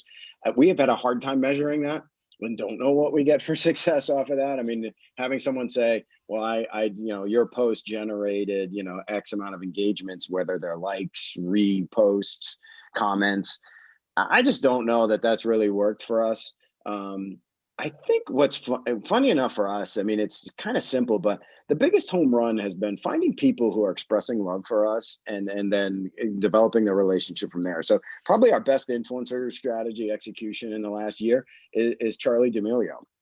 You know, and here's someone that is, I mean, fortunately for us, you know, 100 million followers, and loves our brand and would post videos of herself, you know, wearing our merch, going to our stores before we were even working with her. And then that just developed organically into a spot on the menu and just more collaboration. So I think our influencer strategy, and again, this is for us, you know, every brand's going to be different, but we're fortunate enough that we have a lot of celebrities who like us and or influencers. Let's not say celebrity, let's say influencer, people with influence who already like us. I think that's where we're thinking now we have to develop it. Buying influence just isn't going to work as well for us. We can't measure it as much as seeing people express love for us and then finding ways to work with them that people will find helpful or at least fun. Appreciate it. Keith, I want to just say thanks. Appreciate your time. It was great speaking with you again. Yeah, I love you. Thanks so much. Appreciate it. Awesome. Great. Thanks for coming on, guys. That was incredible. I need some more Dunkin' locations in LA. There's only like one near me. So hopefully We're working on it. We're working on it. I love it. Fantastic. Thanks so much, guys. Thanks, guys. Be well. Thanks, Jim. It's good to see you. Keith, you as well. Bye now. Awesome. So great to hear from Duncan. Now, please welcome to the stage Brett Richardson, the Senior Media Manager from Chobani, and Nancy Winay, the Vice President of Advertising Sales from Kroger Precision Marketing. Please welcome Brett and Nancy. Hello, everyone. I will give a brief introduction while we wait for Nancy to log on, but it's great to be here. Really looking forward to discussing this exciting topic. But my name is Brett Richardson. I'm the Senior Media Manager at Chobani, where I am responsible for our paid media investment across our brand national efforts, our shopper and e-com efforts, as well as our channel and food service divisions. Great to be here. And hello, Nancy. Hi, Brett. Good to see you. Glad we were both able to log on. No tech problems. So great to see you. My name is Nancy Winay. I lead Kroger Precision Marketing, and excited to have this discussion to talk about where Chobani is going with customers and media. So really appreciate the time today. Thank you, Brett. Yeah, likewise. Again, it's great to be here. Yeah, awesome. So let's start off and talk a little bit about where customers and media advertising is today, right? We had a big change here last year. I'm really interested to get your perspective about what's really exciting you about media advertising as you look forward. Yeah, so for me personally, the things that get me out of bed every day and get me excited to go in and work. I would say in the media space, it's the constant evolution and change that I've seen in the course of my career. The need for us as marketers to change and adapt is empowering, exciting, and for me, again, helps me to really pursue what I love and enjoy. I think outside of my personal preference in the space, I think more broad topics. Things such as data utilization and, as Keith just mentioned, personalization through AI, I think are really exciting narratives for us to, as marketers, allow us to craft stories and truly build out programs that resonate with our consumers. And I also should note the measurement side of the world as well. I think as our practice matures, it's empowering to know that our investment can really drive attitudinal and purchase-based outcomes in both the short and long term. Sounds great. No, makes a lot of sense. I'd love to understand from your brand perspective, what are some things that Chobani is doing differently with media to better connect with consumers during this time? Yeah, so some of the things that Chobani is doing from a media practice perspective is one, to decouple the brand and the shopper marketing worlds and really look holistically at how we're utilizing media to connect those different touch points in a consumer's journey to purchasing our products. As we expand our number of categories that we enter and as we launch new exciting products even, media is also really key for us to understanding how to best be impactful from the start and drive fast trial, ultimately at product launch, gain new buyers, and really from a loyalty perspective, hopefully build repeat purchase at our specific customers where we have distribution or through the many new purchase channels such as e-commerce, direct to consumer even. Sounds great. Can you share a little bit about what you're doing differently to connect with Chobani customers online through e-commerce? Obviously, everyone dialed up efforts last year, and just curious into what are you doing differently this year, coming off of last year, just to better connect with customers online? Yeah, I would say that 2020 was definitely a year of a lot of learning and growth for us as a broader marketing entity, and specifically in the media world. We really began to look at a lot more bottom-up approach in how we're talking to consumers. And for us, the again, new product launches that we have and the increased focus for consumers in going to e-commerce platforms, for instance, to find their Chobani products has really led us to thinking small and building up programs from the ground up to, as we think about touch points across video, TV space, for instance, how those can best impact those bottom funnel directions. I do think, though, to note that we still have a lot of work to do. We definitely don't have any silver bullets here, but we've definitely seen a shift in how we are, again, connecting the brand and shopper worlds, and then also really how we're building from a customer level up to influence the consumer journey. Makes a lot of sense.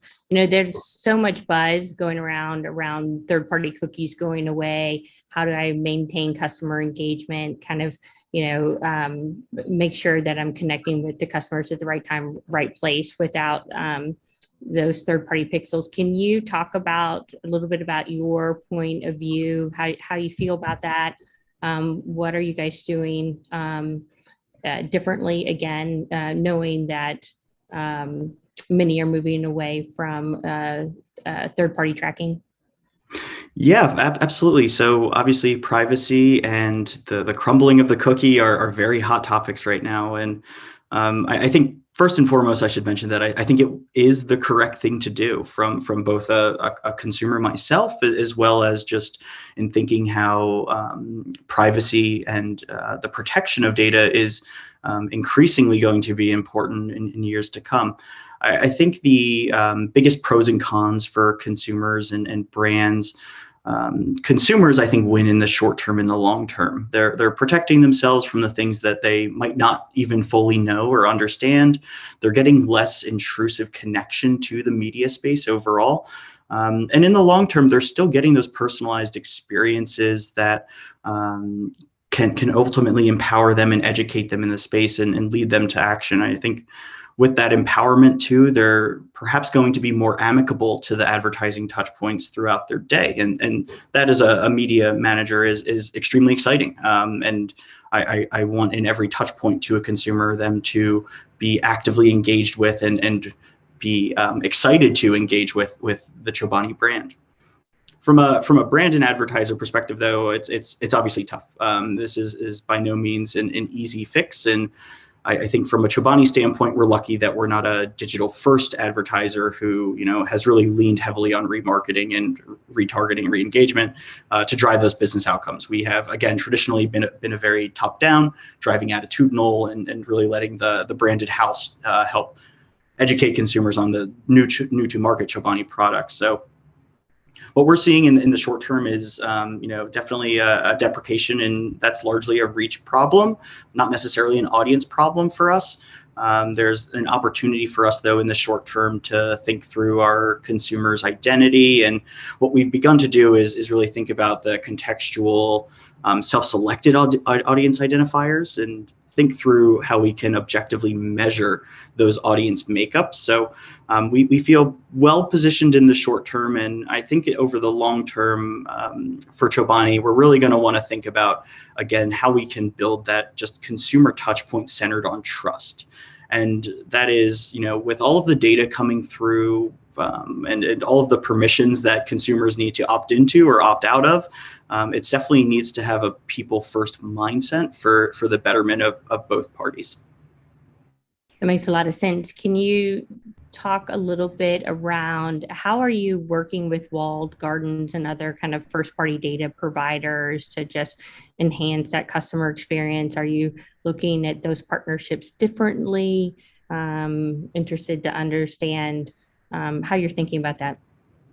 Yes, we are absolutely recognizing that these are really strategic partnerships that are going to play a central role in us bridging that gap that I just mentioned, and really allow us a way to expand our audiences and unlock new insights for better, more targeted audiences. And so the key for us here is collaboration and adapting to these changing times. We're really looking to, in our upfront agreements with key media partners or even with retailer networks, to have data sharing, data utilization top of mind in our even just broader MSAs, SOWs even.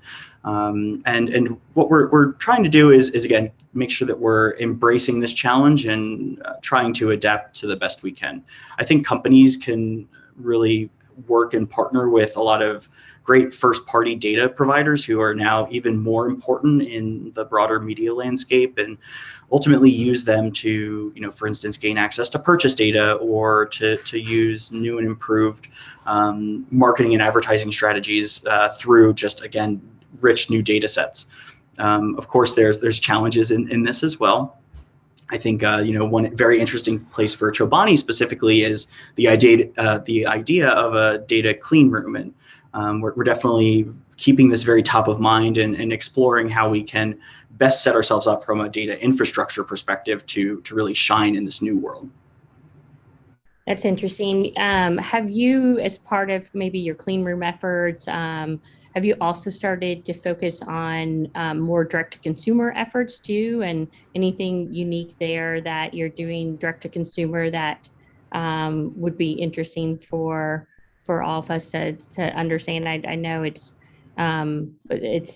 things have changed so quickly over the past few months, and there's so many direct-to-consumer sites myself and my teenagers are going to this year that I never would have thought they were even aware of those sites. But I'd love to understand a little bit about your brand sites and how you're using those in order to just better connect with customers again.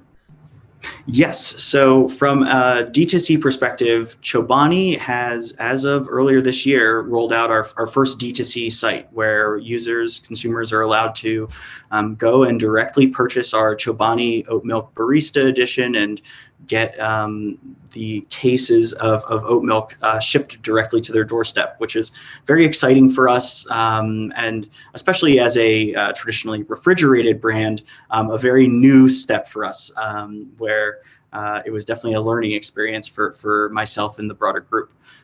We are, again, somewhat hamstrung by cold storage and shipping that will one day definitely be a great way for us to multifacetedly add new avenues to how we are selling our various products and various categories.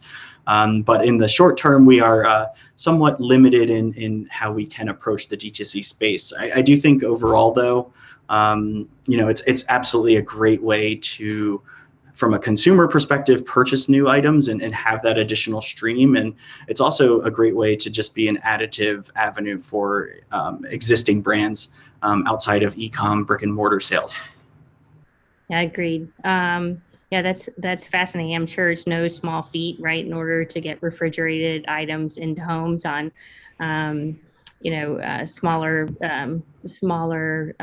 basket sizes. So makes yes, good challenge to solve for. Yep, and just to speak to the small basket size, I think it is exciting as someone, just as a general consumer, to see some brands that I personally like. Milk Bar is a good example, for instance, who has been able to, in this past year, roll out their D2C efforts, ship cakes nationwide, plug directly into other e-commerce spaces like Uber Eats even. All that to say, yeah, they're a little bit more fortunate in that they are at a higher price point, but that's not to say that Chobani won't one day be there. And there's some interesting ways from a marketing perspective to bundle baskets, ship out new items, perhaps partner with other consumer good manufacturers, food and beverage companies to deliver experiences, recipe bundles, for instance, that can bring some joy to our consumers in a different way than their traditional purchase behavior. That's great. That's great. Good for you guys. I want to ask a few questions just around measurement. That's another hot topic, especially as it relates to, again, kind of cookies going away, first party data. And I'm just interested to understand how you're holding media providers accountable on the measurement front. So I'll start there, and then I have a love to kind of drill down from there.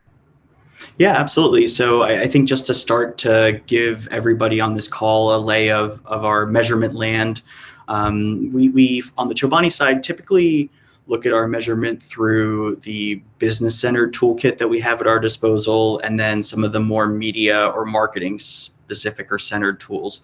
So from a business standpoint, our commercial mix model that we work in tandem with analytic partners, our sales data sources, both on a national level as well as a customer specific level, all of those things directly leading back to and supporting how we are affecting the broader business. From a more media or marketing centered toolkit perspective, we're really trying to piece together things like sales lift studies, brand lift studies, new to buyer brand studies, all of those things that, of course, all of my peers are well versed in. But I think to answer your original question and how we're driving accountability in the space, it's really all about upfront expectations and longer term roadmaps to what we do want out of our relationships with measurement partners and also with the media partners that we're investing heavily with.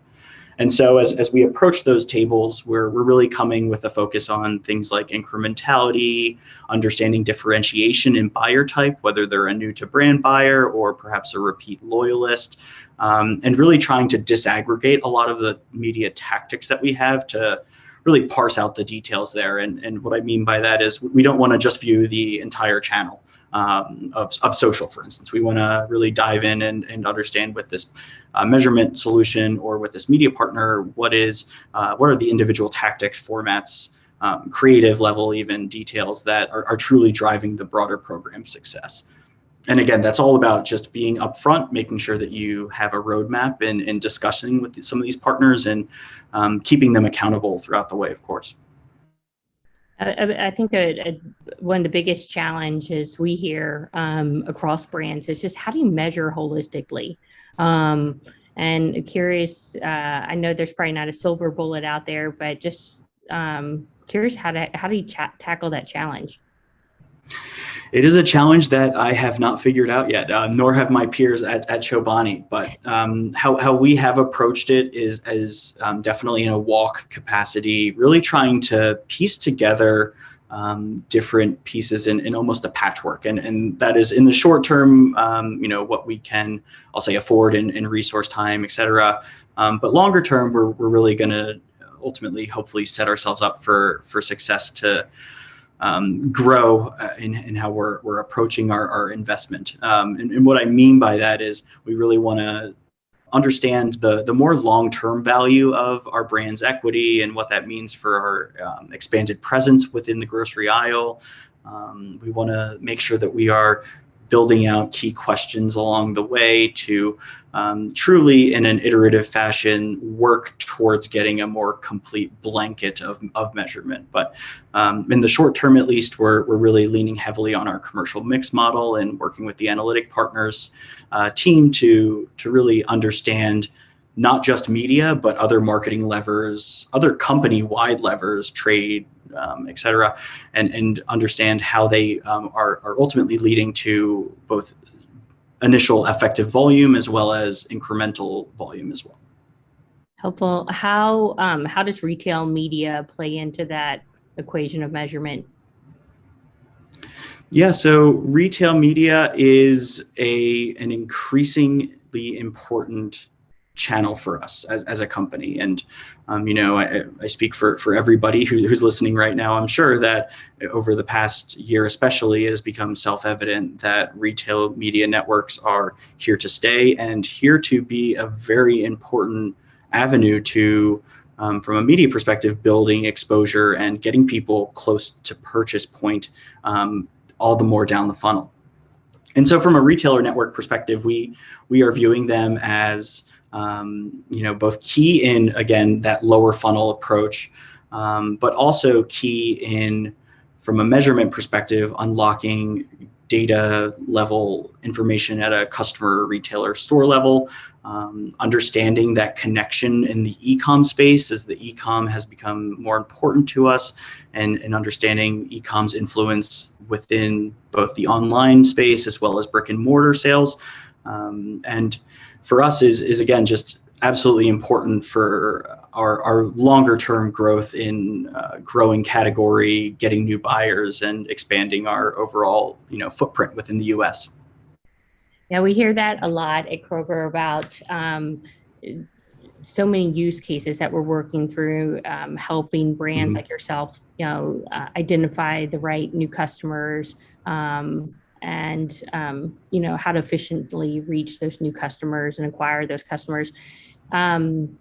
How do you see retail media for Chobani evolving over the next few years? So obviously there's, the ability to understand the impact on the immediate retail business on sales and share.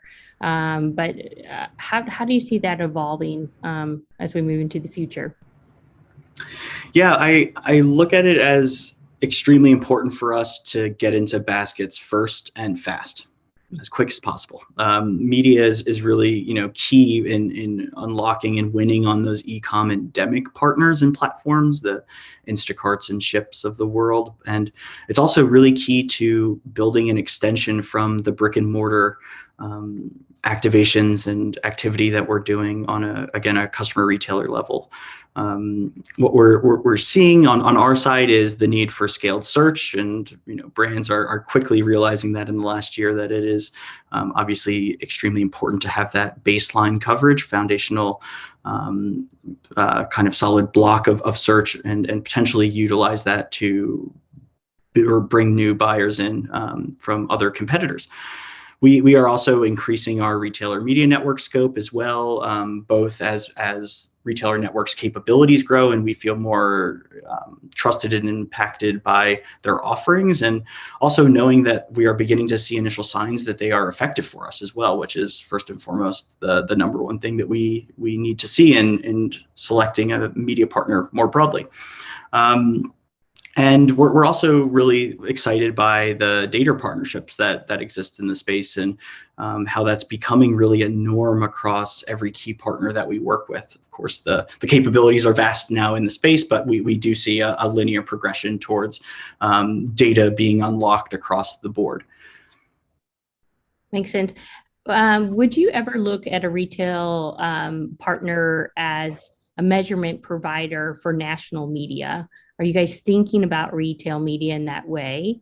Obviously, there's a lot of retailers that like Kroger, like Amazon, like Walmart, that have a lot of scale and could provide huge benefits, right, to brands like Chobani to measure not just lower funnel performance media, but also national media to understand customer behavior and how customers are engaging in upper funnel media, whether it's, TikTok or Roku or traditional television. So I'd love perspective on how you're thinking about that from a brand perspective. Absolutely, and sorry to go on mute there as a ambulance went by, but I do see retailer networks as extremely important to the more holistic measurement at play. I think, again, retailer networks allow us to unlock that customer level data source and also understand those behaviors in the consumer touch points along the way.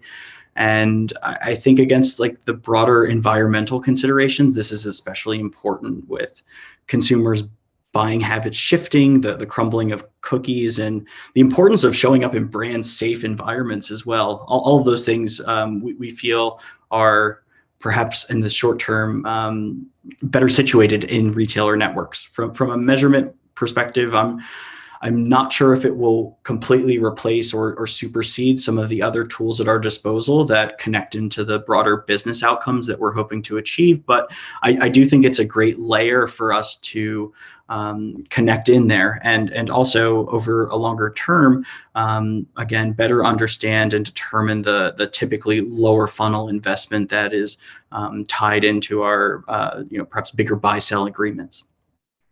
Makes sense.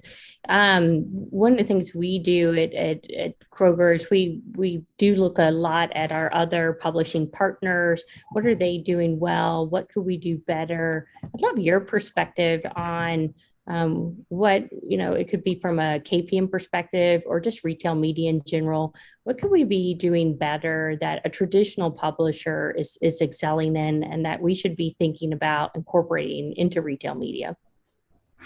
Yeah, it's a great question. And I think to my previous point about how retailer networks are traditionally viewed in media lead or marketer's eyes as a lower funnel tactic, I think very broadly there's the need for retail media networks to better connect into the broader picture, both from a measurement capabilities perspective and really just overall just making sure that we're not hyper focused on that consumer customer level. That is absolutely great and key and important for us, but as we're making decisions across the broader media landscape, we really want to understand that bigger connection.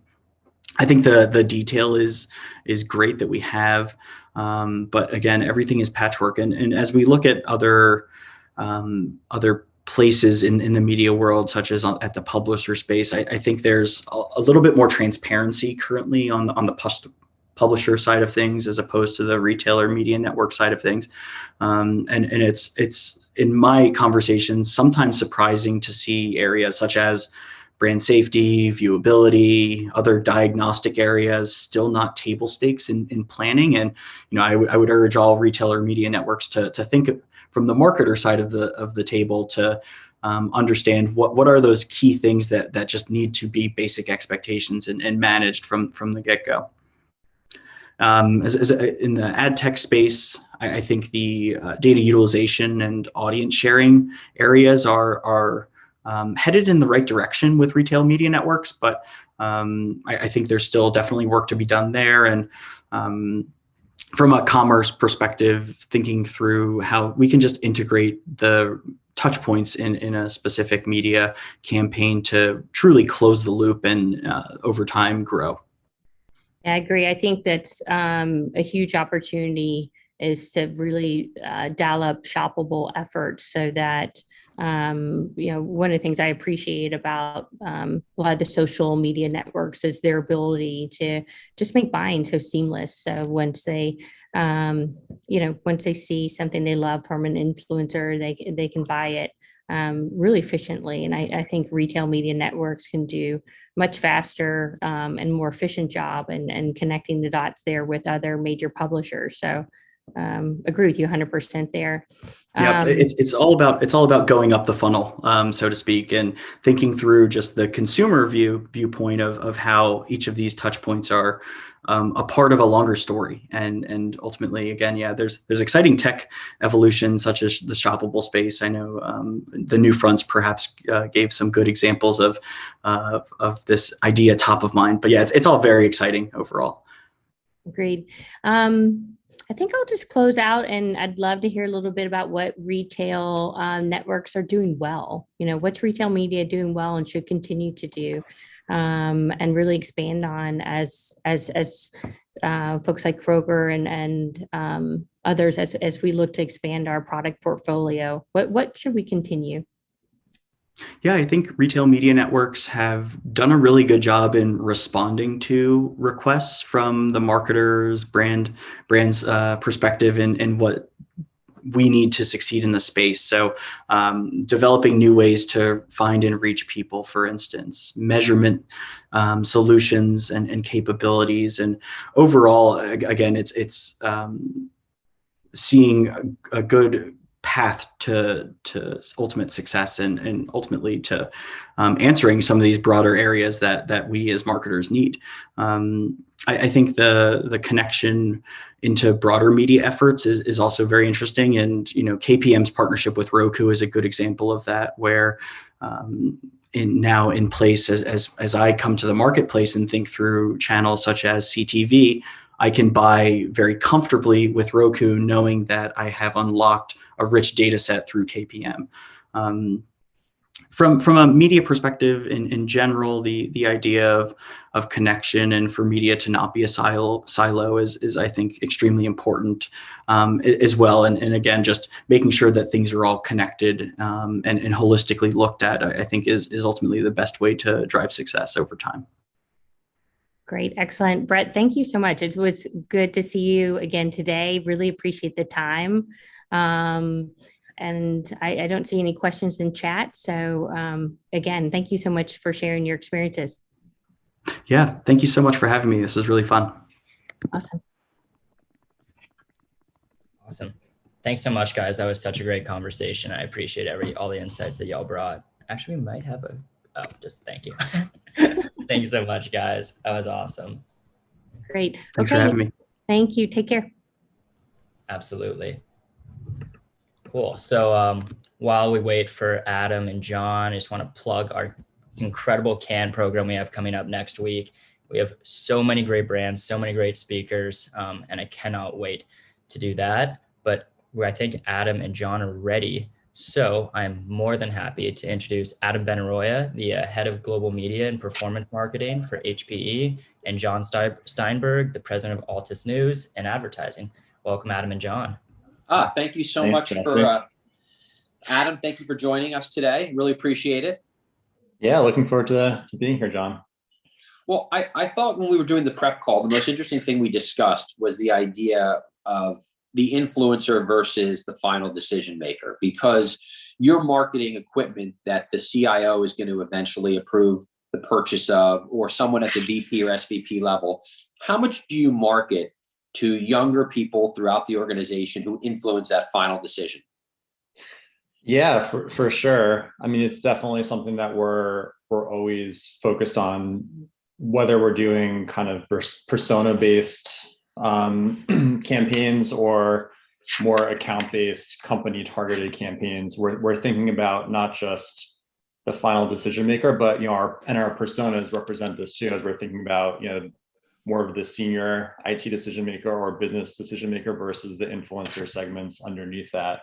So it's definitely something that we are always, I would say, including. I mean, certainly there might be cases where there's a prioritization need to choose one over the other, but budget aside, it's something that we find critical. And I think to your point on not just thinking about it from a persona standpoint, but from a human standpoint as well, what those younger audiences who are growing into the decision-making roles are, how they conduct research might be very different than more of the traditional, what I would refer to as more of like the traditional B2B model, providing white papers for someone to download, to provide contact information.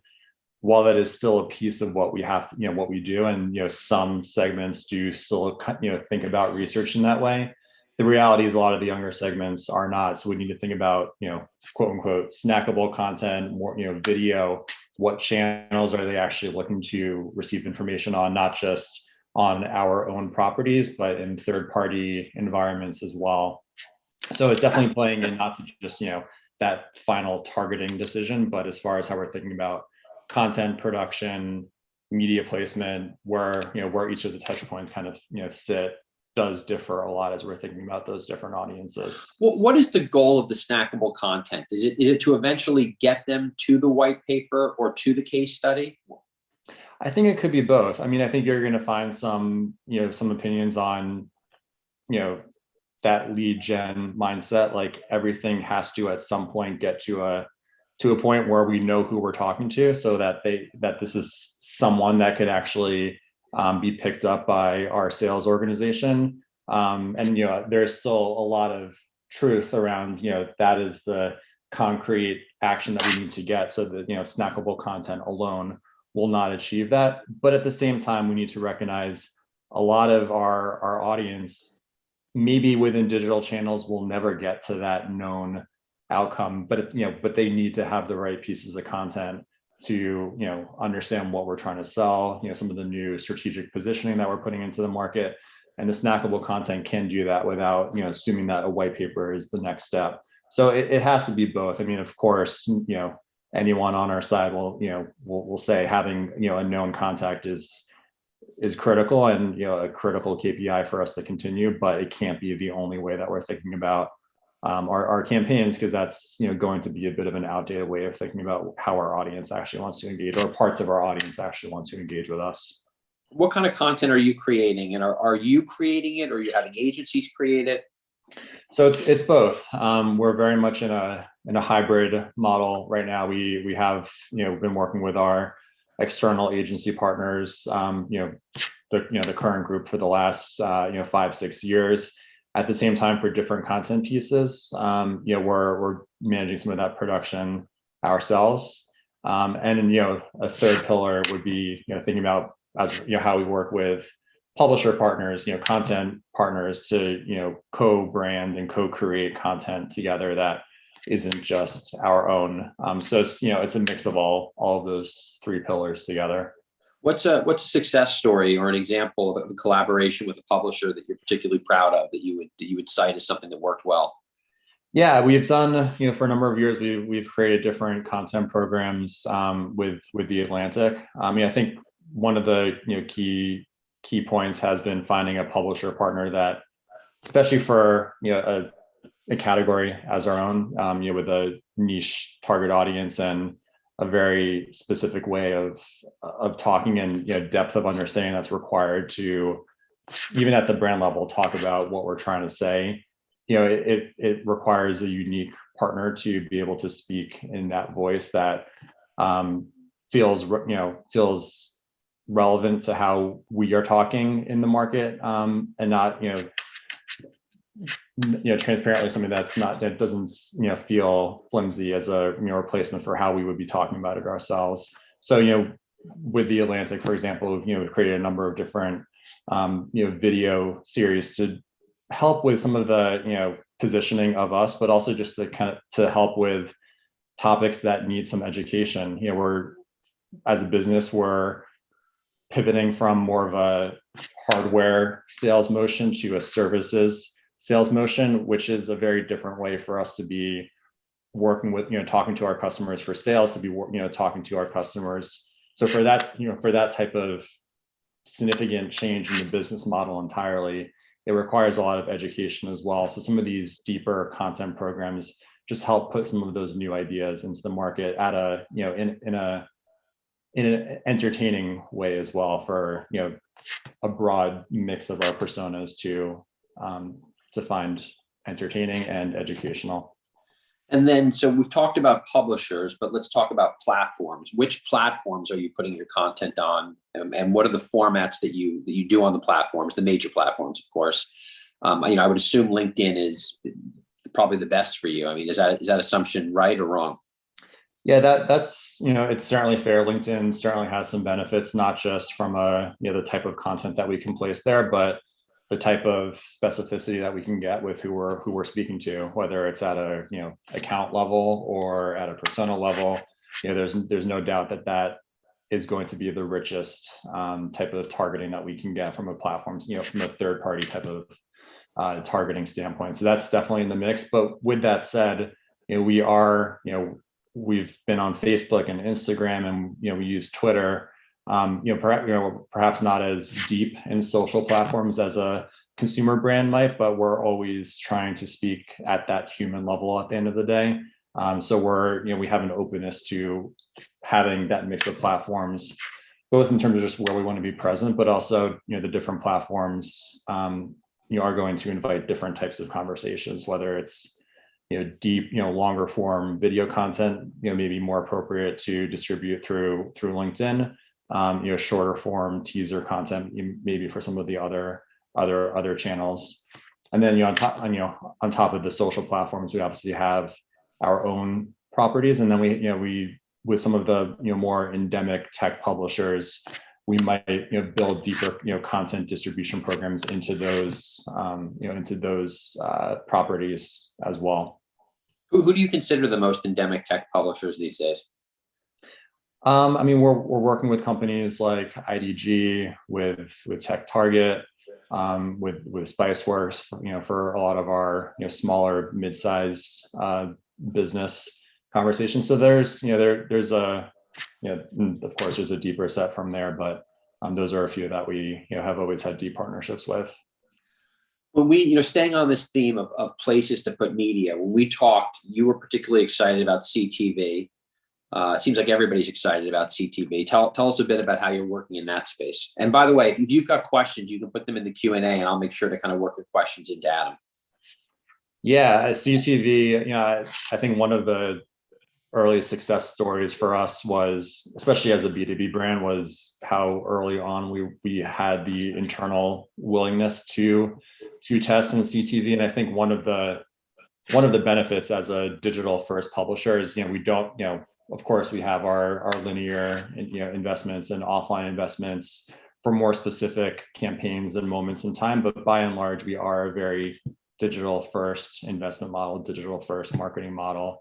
And what that has allowed, what CTV has then allowed for us is to elevate our, always on digital programs up to, the impactful television formats that we wouldn't, typically have been able to do with our digital budget. So I think as opposed to, a lot of marketers who view CTV as an extension of their television, investment, for us, it's been, the reverse. It's been how can we, make our digital investment as impactful as possible and use, CTV as a main channel for us to get the benefit of the higher impact format that it allows, with the specificity and all the data intelligence that we would be able to get within all parts of our digital investment. So it's definitely been, and certainly as the scale is increasing over the years, it's becoming more and more of a core pillar of our investment versus the first several years were more of a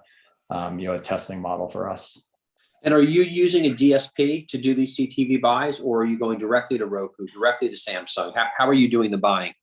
It's both. I think if we're talking about more of our always on efforts, wherever possible, we like to integrate into our DSP, into our programmatic stack, but not at the expense of building those direct partnerships as well. So if we can set up either PMP or more of a guaranteed buy within our programmatic stack so that we have it integrated from a campaign standpoint, we like to do that. But obviously, if there's inventory sources or direct partnerships or custom formats that we're not going to be able to execute within our programmatic channels, we absolutely will build those direct programs as well. So it's both, where we need to. It seems to me, coming out of the pandemic, and we'll talk a bit about the pandemic, that everybody is utterly obsessed more than ever with performance marketing, and brand marketing has fallen even further out of favor from where it was before the pandemic. Where do you come down on this, and how do you measure brand advertising if you do in fact keep it in your mix?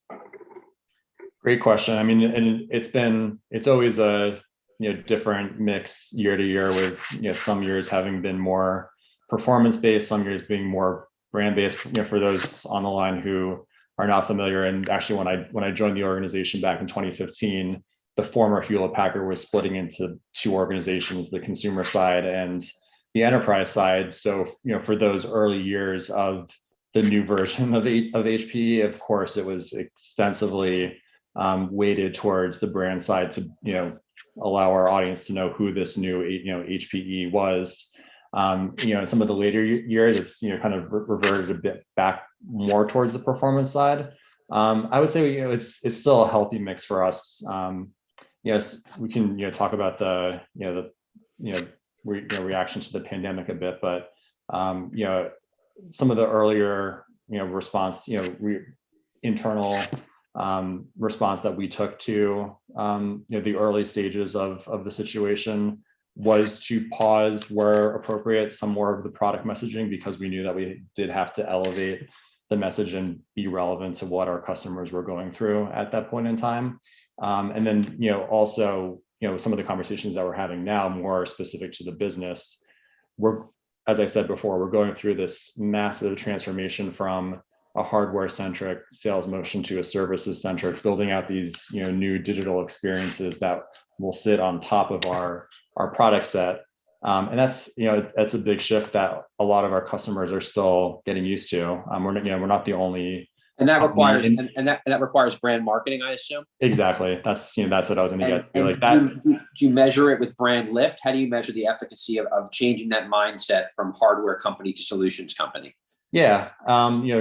Couple of different versions of brand lift, whether it's our ongoing tracker with some of those key perceptions that we know we have to shift, or more of the campaign specific ad effectiveness type of brand impact measurement that we would put in market. It's a mix of those. I think even where appropriate in the brand investment, if there are high value digital engagements that we do want to drive, that might be part of the KPI set, but that was certainly all be secondary to, you know, some of the bigger shifts, you know, perception shifts that we have to drive as a business. And that's how we would judge success of those investments.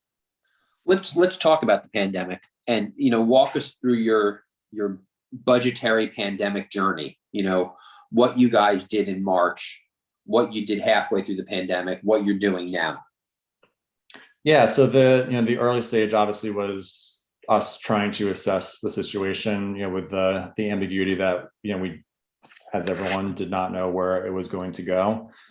So we took, you know, as many advertisers took some cautious approaches to pause as much of our investment as we could for a short duration of time to decide, was it appropriate to have that investment in the market?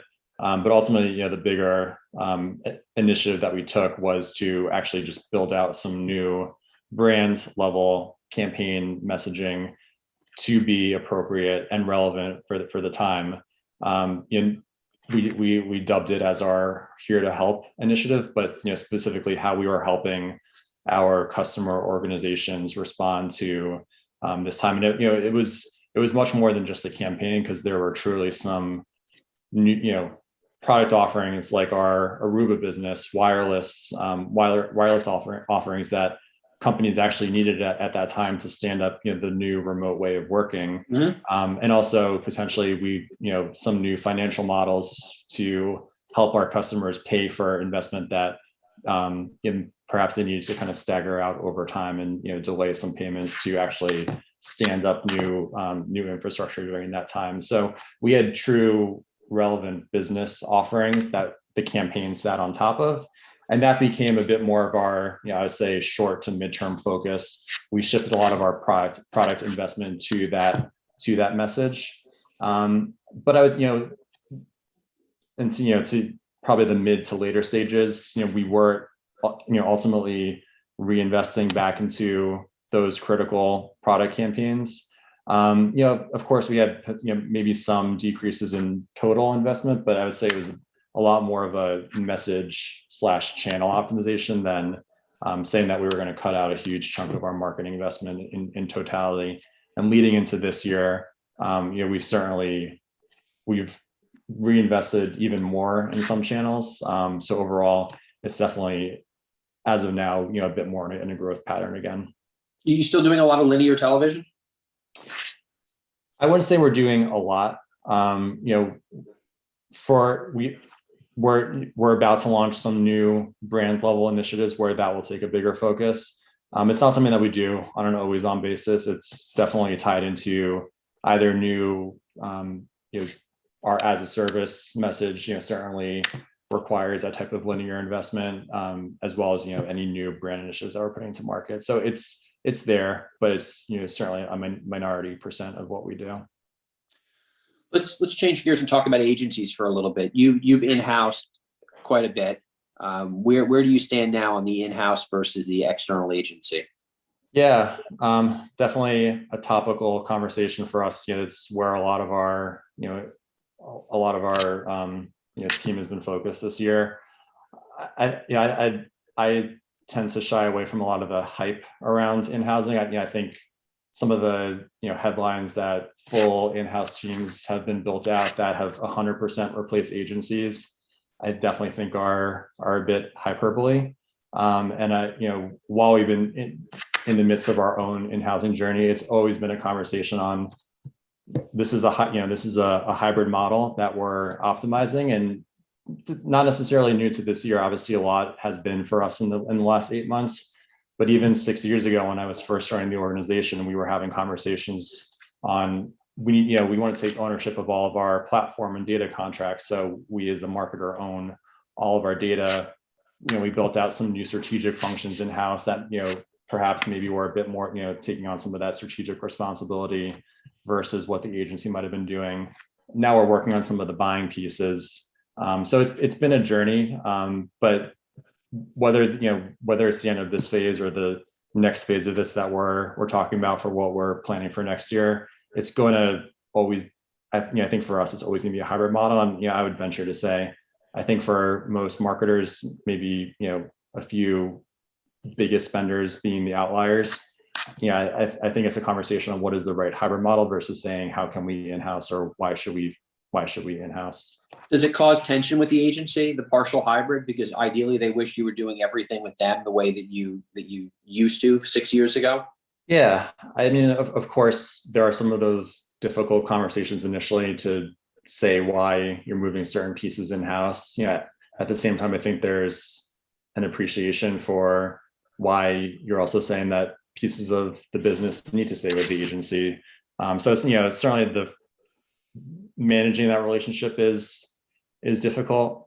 But as long as you have the ability to be as transparent as possible and commit to what the future of the relationship is and not just what you're taking away, I think it's sustainable. But it's not to say it's not without its challenges and initial pushback. All right, people, please pop in some questions. I know that we've got some Cheddar folks on the line, so you're certainly required to put a question or two in. Adam, talk to me about the cookieless future and what you're doing about the cookieless future. Yeah, I mean, as everyone, early stage, still trying to figure out what the right mix of answers is for us. I think there's a few pillars within here. Even before we work out what we need to build, there's a lot of internal education to our leadership team on what to expect. Changes to the digital marketing motion that they have expected, or the specificity of how we can use third-party audiences might change. So just getting everyone comfortable with what to expect in the coming years, especially as it relates to potentially having less data to report back onto the business. And then as far as actually preparing for it, I would say while we don't have a final answer, because I don't think anyone has a final answer, as all the big players are still deciding what they're going to allow or not allow. We're trying to push all of our existing strategic partnerships as much as we possibly can, those players that we think are going to have some stake into what a future solution can be, so that we can be first in line with those partners, either to test out new capabilities or to receive updates on say what Google is doing, as best as we can get answers from Google. But that type of just deep partnership to have a variety of options. And I think that's the key point, that we have a variety of potential answers to what what we need to test from a buying standpoint, from a measurement standpoint, knowing that I don't think anyone fully knows which of those partner answers is going to be a long-term solution, or ultimately some of them will not pan out. So we have to keep our. Does it make endemic publishers, those kind of tech publishers we talked about earlier, does it make them more attractive vis-a-vis a Facebook or a Google or even a LinkedIn, because context will matter so much more and first-party data will matter so much more in a world without cookies? Yeah, I mean, I think you have to say yes, whether it's a yes, but still it's not undercutting what we need to do with the rest of the investment. But of course, those partners that are going to have their own first-party data, that potentially we can build some partnership with them to use that, either actual first-party data or even just contextual data. Yeah, I mean, I think whether it's those endemic partners or say some of the native distribution partners that also have their own suite of contextual information, wherever that context data sits, certainly I would agree. There, for a B2B advertiser like us, where we need to have that specificity, at the very least at the context level, that's going to be critical, versus say a Facebook, where perhaps that we may not have that specificity. How are you feeling about the back half of the year? I mean, are you feeling highly optimistic? Do you think the world is going to open up? Do you think business is going to start roaring? Are you more, kind of tepid than that? Where's your head at in terms of where you think the kind of pandemic cycle is right now in terms of what it'll do for your business? Yeah, I think from a business standpoint, there's a lot of optimism. I think there's, a lot of, just pure sales success that we're seeing in the first part of the year. From a personal standpoint, I personally am while I'm optimistic, I still have some trepidation of what could still happen and what could still change again. But I think we're seeing from an investment standpoint, and we're actually a bit deeper into our year because our fiscal starts in November, and we're deep into planning for next year already. I think some of the hope from an investment standpoint on what we can add back in it's overall good news. So I think we're thinking about in-person events for and we've the last actually our Discover event is next week. This year it'll be virtual again, but we're thinking about some half-year versions of that 6 months down the line to start to bring customers back in person. I think that certainly is exciting, not just for the sales team, but for all of us, just given what that will reopen in terms of deeper customer conversations. You've been in this role 6 years, right? That's right. What have you learned in 6 years? What have I learned in 6 years? Oh, give me one or two top things that you've learned, and then I've got some other questions about past 6 years, but go ahead. I would say one thing, which is both, I think it's largely indicative of just internal org structure, especially for a company like ours, is how challenging it is to bring customer-centric motions to not just our media buying, but to marketing planning, as well as we're certainly a very product-centric organization, which is why this services transformation is so big for us if we're able to be successful in that.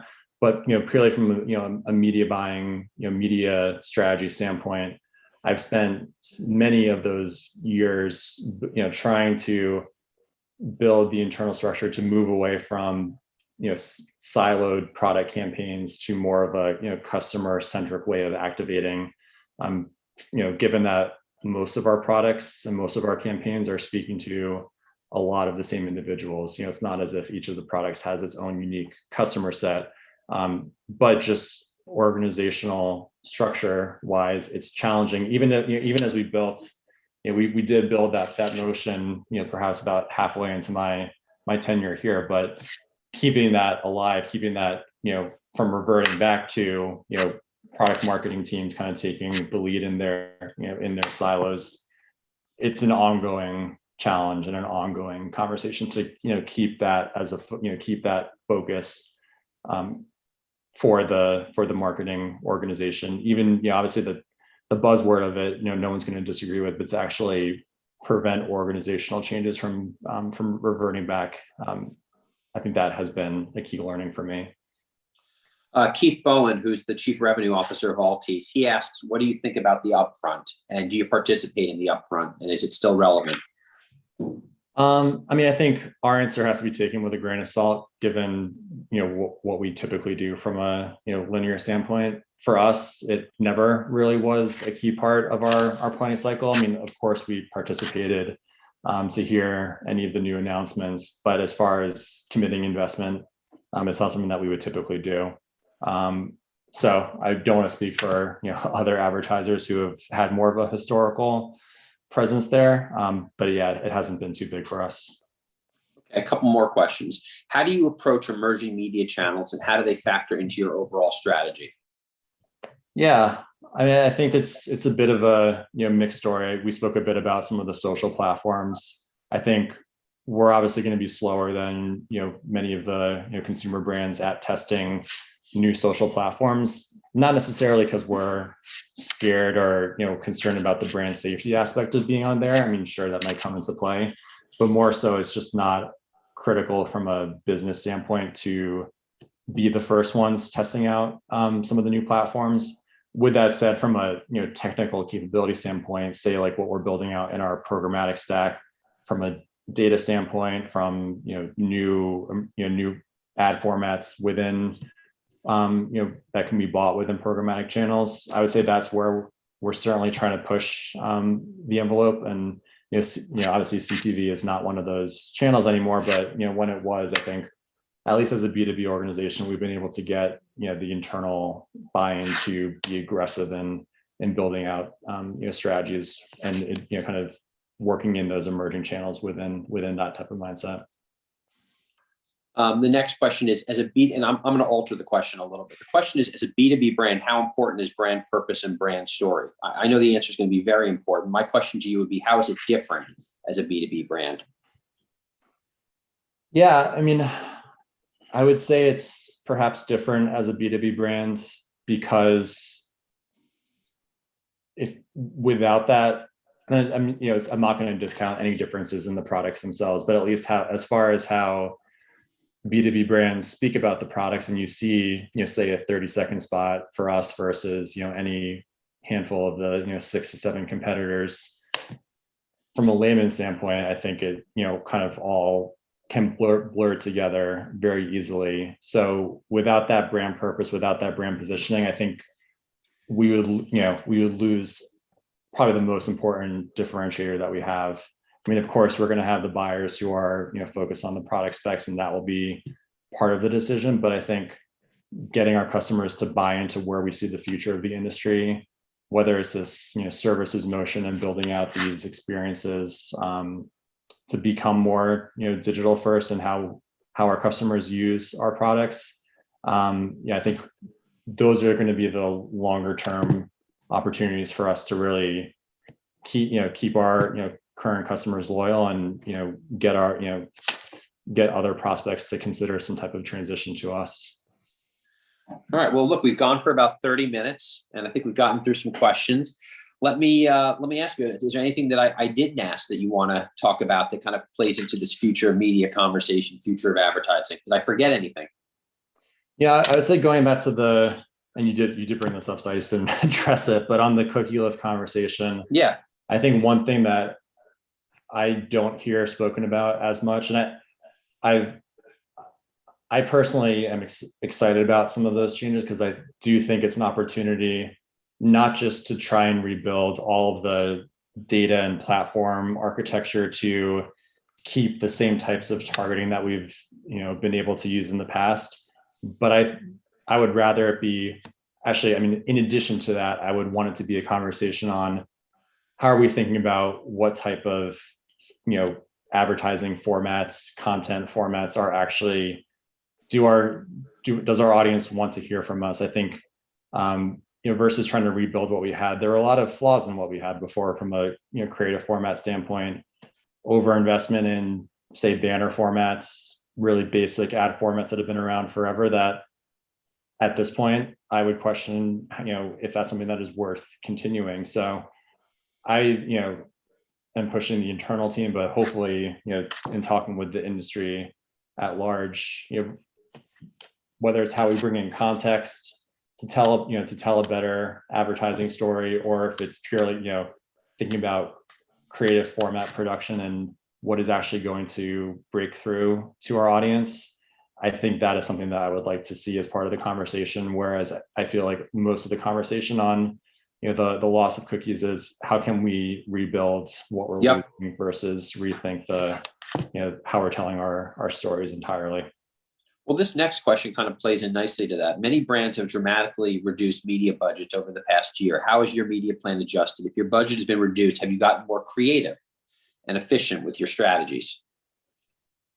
Yeah, I mean, I think it's a bit of a channel by channel conversation there. And in some cases, we're actually up year over year, not even just in compared to during 2020, but years prior. But yeah, I mean, certainly there's places where we have less investment and have had to get more creative on how we're investing. I think part of that has been one of the rationales for some of the in-housing work on, yeah, as media, but, you know, some of the media budgets are going down. Can we be more efficient if we were to do some of these pieces ourselves? I think one of our earliest success stories there has been around, you know, has been with social. You know, in the past, when we're working with a large agency group, some of our smaller markets, smaller countries have really had a hard time participating in that model. They just were never going to have the right levels of investment to drive enough impact and, you know, also pay for an agency scope at the same time. But as we're able to offer up some of those capabilities for social buys internally, we've been able to turn very, very small media budgets into some, you know, to a meaningful impact for a country of that size. So I think that's one area where I think, has kind of, we've been able to just rethink how we're doing some of our investment and drive impact with really small budgets in some places. Another question, a very specific one. How do you see in-game advertising as part of your media mix? That might be a better question for the consumer side of HP, but I'll pass along the question. Yeah, I don't have too much there. I would definitely say it's something that we've spoken about a lot, and we've spoken with some of the large esports brands about potential brands integrations. Obviously, they all have some type of IT infrastructure that is supporting their entire business, and I think there's a compelling story that we could co-create together. And on top of that, we know that IT buyers and gamers, those audiences do have a lot of overlap. So there's an audience there that is important to us. Whether we've gone really deep into in-game advertising, it's not something that we've been able to do just yet, but it's something that we are thinking about. All right, well, Adam, I can't thank you enough for participating in this. I really appreciate it. It was a far-ranging conversation where I think we covered every aspect of your business. So thank you for taking the time today, and I really appreciate it. Yeah, of course. Appreciate it, John. Good to talk with you. Talk to you as well.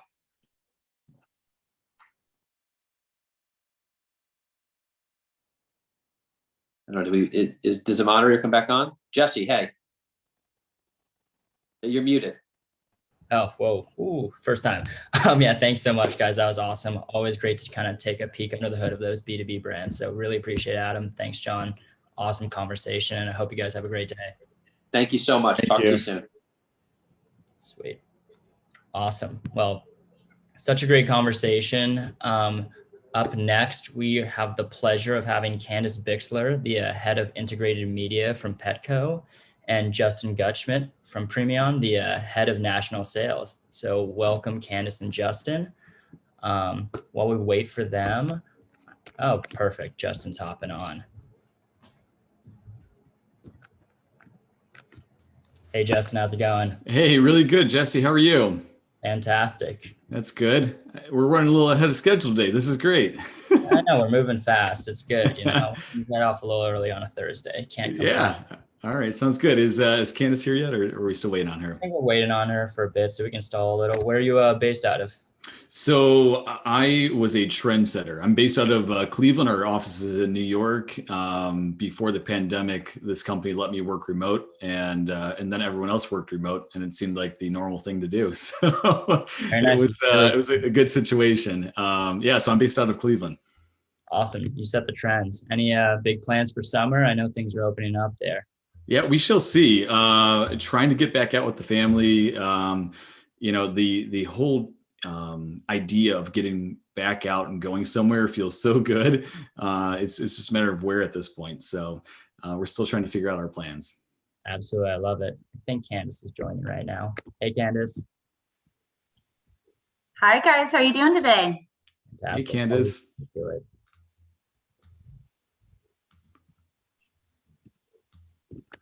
All right. So Jesse, you already kind of kicked off the intros, right? Yeah, a little bit, but you can take control over here. I have the pleasure of interviewing the head of integrated media for Petco, Candace.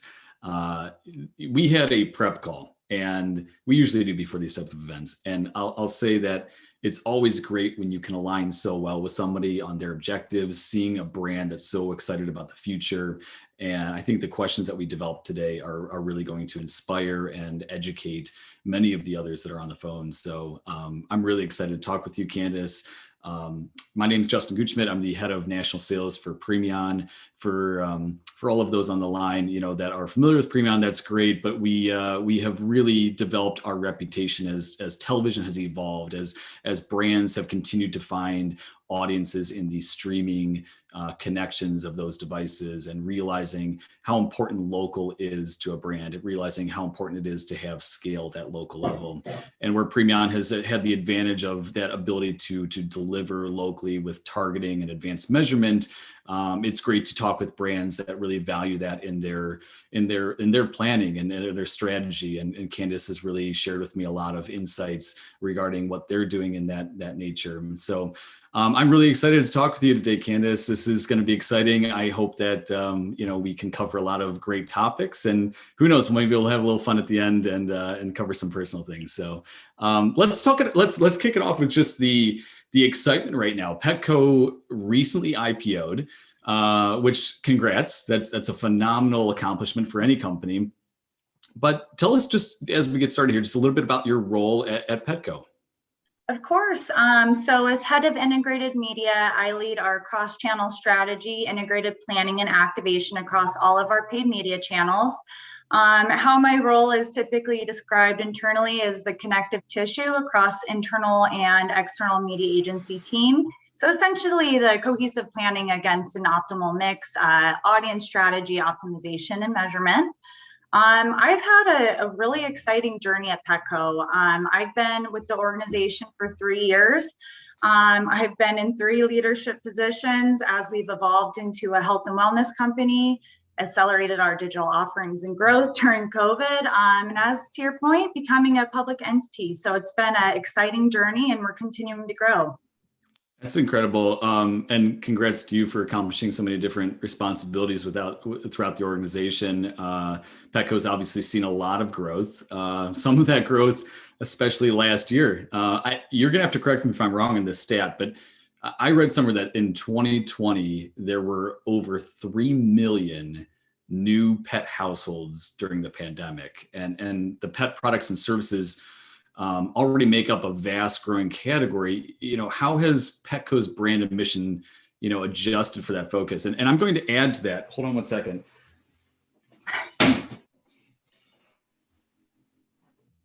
So I thought today, just to make sure that we have a little fun, I would bring Rudy. This is my pandemic pet, Rudy.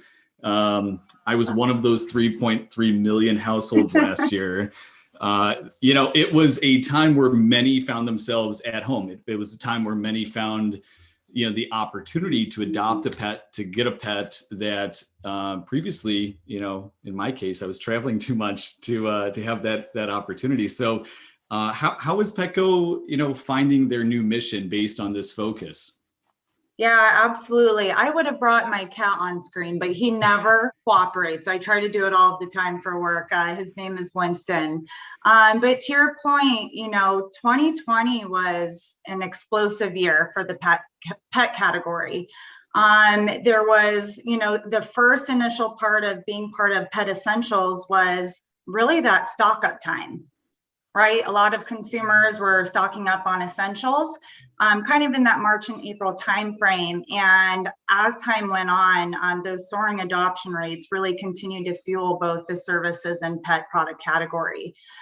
In terms of our mission, we've really remained true to being a purpose-driven company dedicated to improving the life of pets, pet parents, and our Petco partners. And I mentioned kind of our transformation, and it's really been moving from a specialty pet retailer to a fully integrated health and wellness company for pets. I kind of mentioned the journey I've been on. There's been a series of bold moves that have been really exciting for Petco in the industry. It started with premium nutrition. We made a really large dance in 2019 where there was a large removal of product off of our shelf, both food and treats, that contained artificial ingredients. So again, it was really about that premium assortment. And again, something that we believed was the best thing to do for pets, as nutrition similar to human trends. What you feed them really fuels their life. Services expansion has been a huge focus for Petco, especially within vet services, including owned hospitals. So we have a variety of joint ventures that we work with, but also within our own umbrella, something that we're really focused in. Last year, one of our larger initiatives as well was we called it Stop the Shock.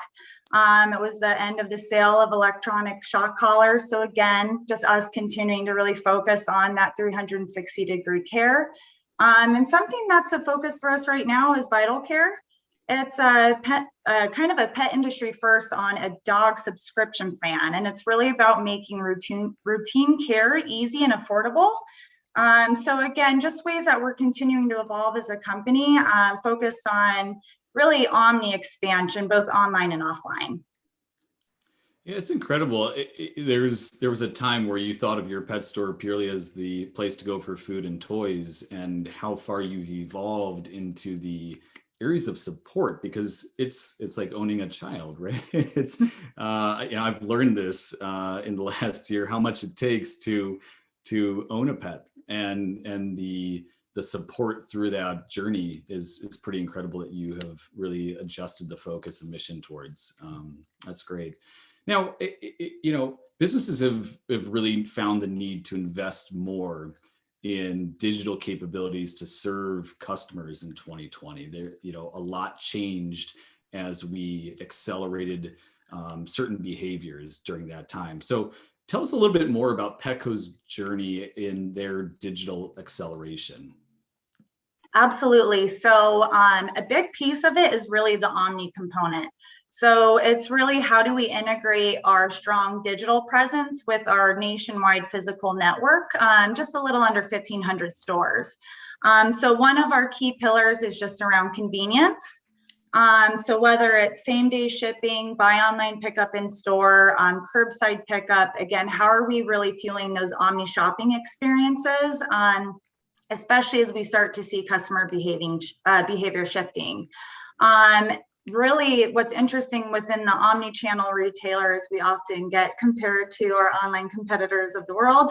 The number of customers who engage with Petco across multiple channels has grown over 20% over the last 3 years. And why that's so important is the value of those customers is anywhere from 3 to 6 times higher compared to just a single channel customer. So really, as we look within, again, just our overall database and customers, and where we're kind of, what is that entry point and how are we kind of cross-selling them into other channels to drive that lifetime value. Wow. It's so many different inputs guiding the direction at this point. And marketing has become, I think, so much more strategic as a result of all those inputs. So it's exciting to figure out, the way that you've let that acceleration kind of guide your journey. So tell us a little bit more about how do you think about your audiences? There's obviously a certain individual that has a certain household that is best aligned with the Petco brand, those that own a pet. But the audiences are important, and what media channels are you focused on for really building your brand and future customer acquisitions? Yeah, so within customer acquisition, our key focus is smarter acquisition.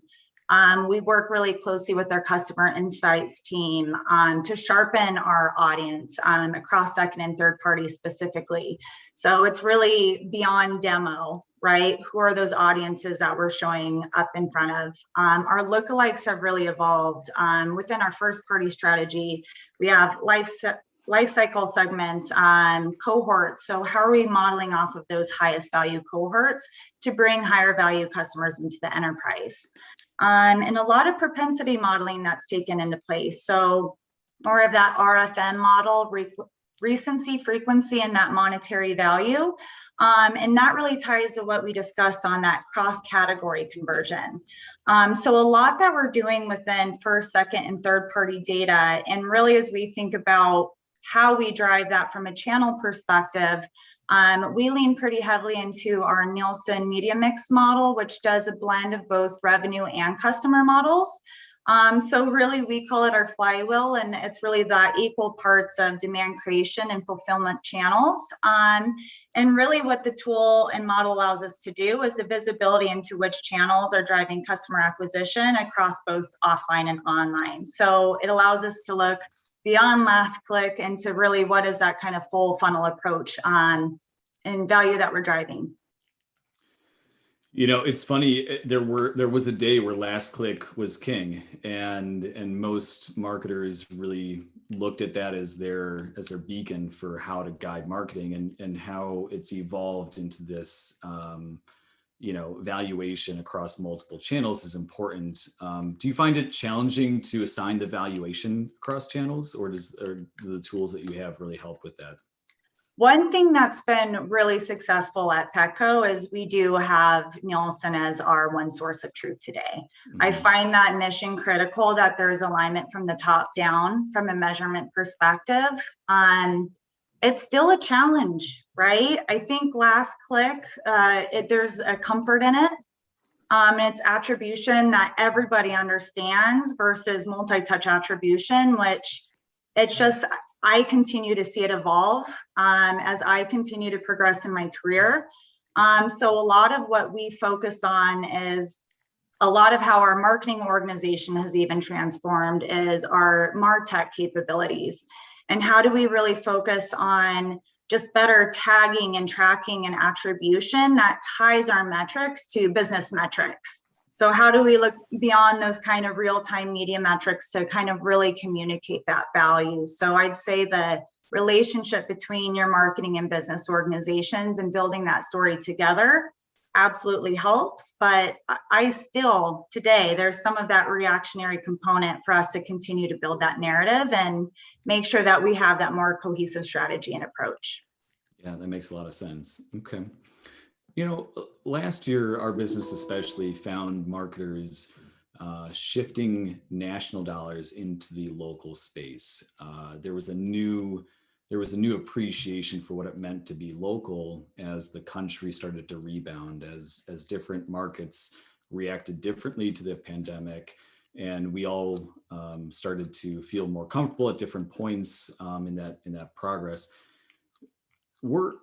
I hope, as of today, in a much better spot. It sure seems like it, and we're hoping that the pandemic is behind us in many ways. I think brands today took the experiences of localization and associating and aligning with those local markets, and really kind of changed their strategy moving forward based on some of those experiences.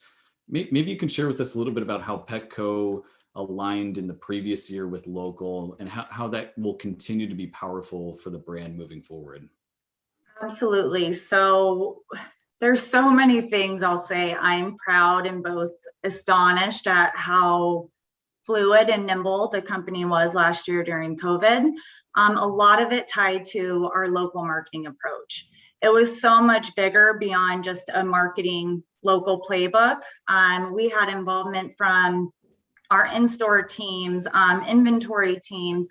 It was truly a cross-functional approach where we really mapped out what is that playbook for each of the different states, right? So if states were starting to reopen and we started to notice those trends towards in-store versus states that were full closure, and we focused really more on those online offerings, it was truly, I mean, even SEO, right? Your local store listings, and just ensuring that we're providing that best customer experience and the most up-to-date information, especially in a time, it really ties to just being there for pet parents, which again ties to our mission of, it was a scary time and it was a very challenging time. And how do we ensure we get those pet essentials to those customers? And even as we thought about our services, for a window of time, we had really large impacts to things like grooming, right? When customers weren't going in store. So there was also a service layer of how do we ensure that, as states reopen, things like our vaccination clinics, how do we have them of more ease? We really started to do some really interesting stuff with online training, right? How do we show up for the customer in really meaningful ways when we are kind of in this in-home, lockdown state? And again, it's also just a way of how do we connect pet parents with their pet in authentic, and fun ways. I think a lot of people can react to the seriousness of news and kind of just the overall, how do we really have pets play that life? And, that moment in pet parents, it just, get us away from, the news and things of that nature into that more just fun and, entertainment, which I think is for me something that I'm really excited to continue to see us go towards that direction. So that's kind of, I'd say, like the high level, but getting a bit more tactical in terms of really how we pull those different levers. A lot of it ties to local inventory. Right? What is that local pricing, availability? I like BOPIS, I mentioned, buy online, pick up in store, was a huge part of our digital growth. So a lot of that within kind of your standard shopping, local inventory ads. We actually alphaed with Google for curbside shopping badges, which was really exciting. As we worked with them, we turned around that program in 2 weeks, which is not a typical undertaking for most retailers. And then beyond shopping, we're really starting to look at how other platforms are starting to evolve in this area.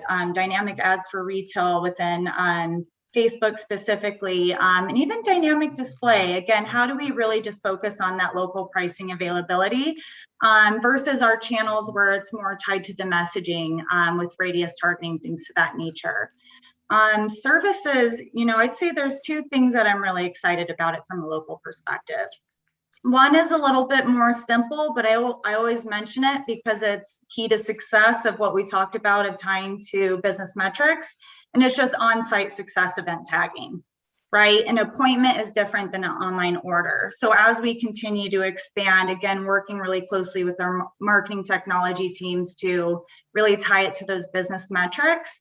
And one that is for me to see how our services marketing has evolved is SA360. We did a bid to capacity index.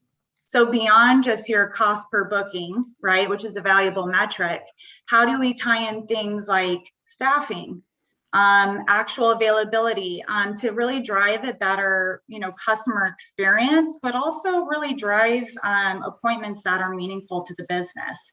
So there were just a lot of ways that even during this rapid expansion of how do we continue to get better and hear what our business partners are seeing and really implement it into our day-to-day marketing strategies. So that's really been an exciting one for us as we really focus on building our stack and our capabilities of, again, how do we take it a click deeper than kind of your standard metrics. And the last one I'll hit on is more within our traditional channels. So we did more of a linear digital approach into what is a local spot fill strategy. So whether it's a top market, a struggling market, we have essentially like 3 different tiers so that we worked with our regional analytics team to build a test and control.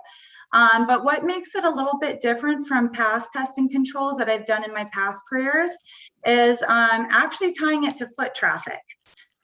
So a lot of us have worked with, the location attribution partners of the world, like Place and Foursquare. What I've seen both at Petco and also more broadly in my experience is a lot of time it's hard to get buy-in on those type of attribution methodologies with your business partners. Because if you're looking at control expose and tying it to a lift, a lot of times your business partners will see that lift and say, well, I'm not seeing that on my end within our core metrics. So there was a lot of education in terms of, media spend versus sales and how to really kind of, tease out some of those type of metrics in terms of what we see versus what they do. But a big piece of it was we aligned our markets to stores that had traffic counters. And we were able to build it into our dossier. So it was just, again, evolving even things that are kind of tried and true, like test and control environments, to say, how do we take it beyond transactions and really look at driving people into the store? So we got a ton of data from that test to show that it really was driving that incremental, customer acquisition, both online and offline growth. I think there's still a lot of that, things like those local strategies only drive in store, but there is absolutely a halo into our e-commerce channels as well.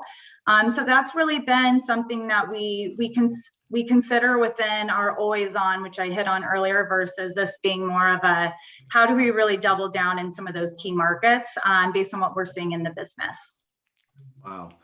I mean, a lot of great takeaways there from what you shared, and just the way that the brand was able to align and connect with some of those local areas, I think was powerful. And what you learned from that. It's also really exciting to hear how you took location attribution and the insights from that to connect it with real world behaviors like the would you call it the foot traffic counters or the store? Yeah, they're just traffic counters. So literally when people walk in, it's a ticker, but tying that to actual media activity, because if there's trends in certain markets where the foot traffic is down, so maybe transactions aren't, people have a larger basket or AUR, but we're seeing actually foot traffic decline. You know, building a hypothesis around when we have kind of this heightened weight media, you know, in this market, can we actually control more people coming into the store, and saw some really great results.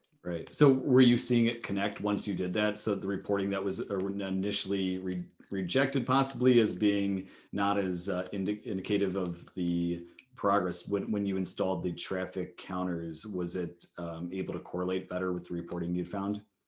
Yeah, and it was really the first time we did more of this test and control to prove it out. So that was truly a testament of a strong partnership with regional analytics to ensure a clean test, build a hypothesis, kind of get excitement around the building of what we were really trying to show. And it was really welcomed across the organization of how do we do more of this, which is, right, any marketer is what we want to hear. How do we do more? How do we double down? How do we build upon these learnings into our forward thinking and strategy? So it was definitely a big unlock for Petco last year. Yeah. And how do you drive real results that are measurable? And that's incredible. Really great work.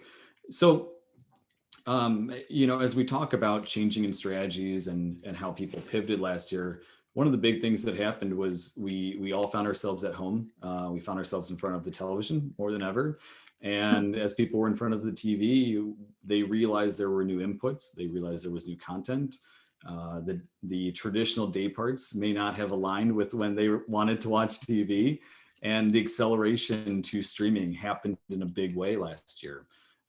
So just, you know, talk about, you know, where OTT, CTV plays in your media mix. Are you shifting more budgets there? You know, directionally, what does that look like? And then any insights and learnings that you have, you know, really kind of developed from how that's performing for the brand so far. Yeah, absolutely. So we take a video neutral approach.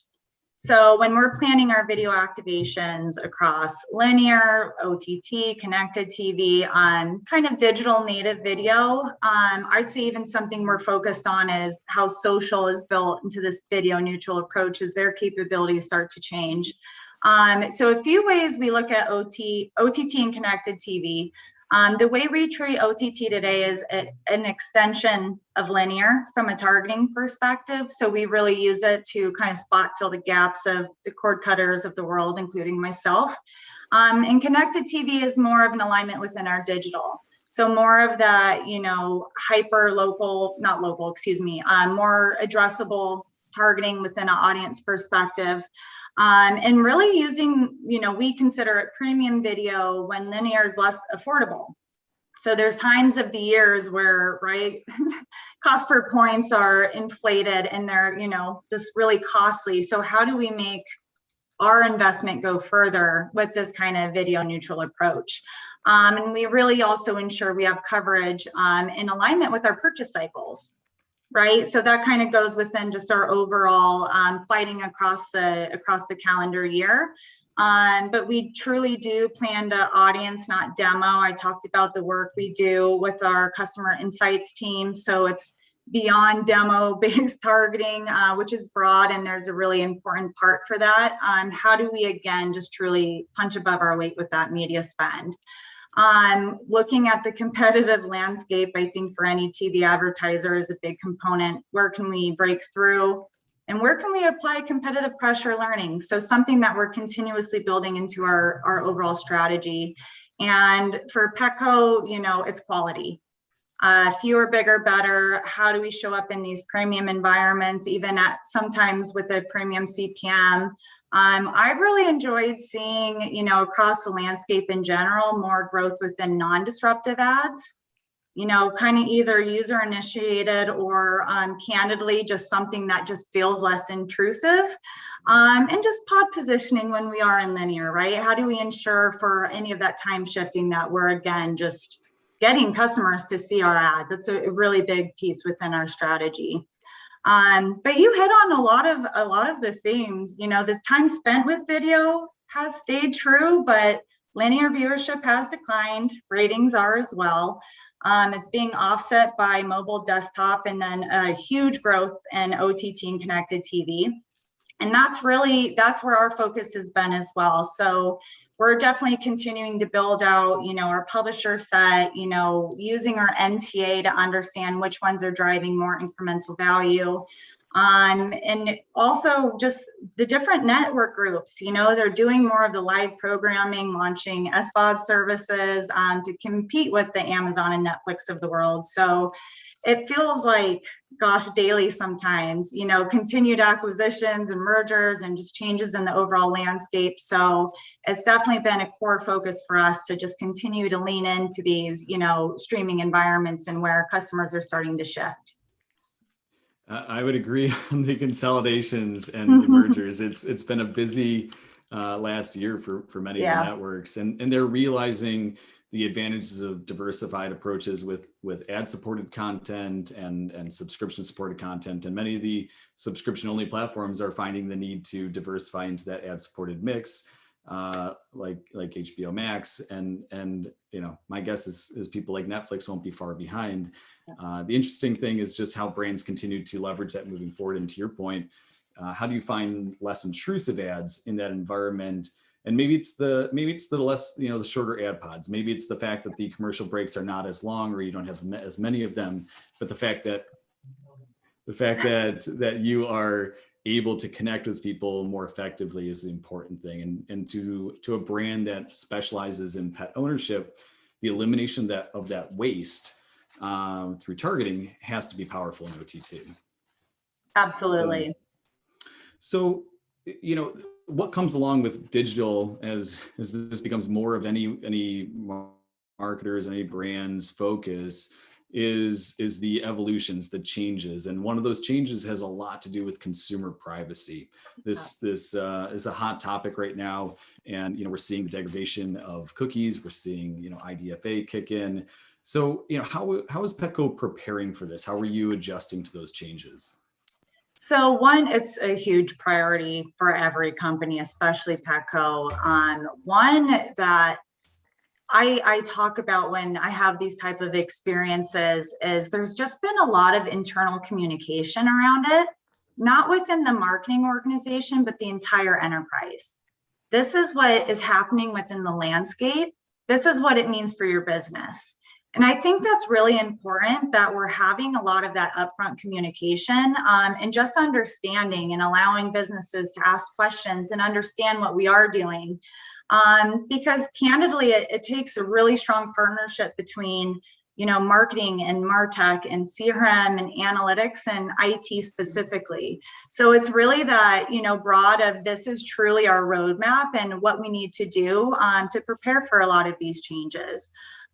There's a process of an audit going on right now of how do we audit and do a more consistent pull up on publishers. Some publishers candidly are more prepared than others, are kind of our stack, right? Our different platforms, and how do we just ensure we're really taking a look within, you know, again, our CRM audiences, first party.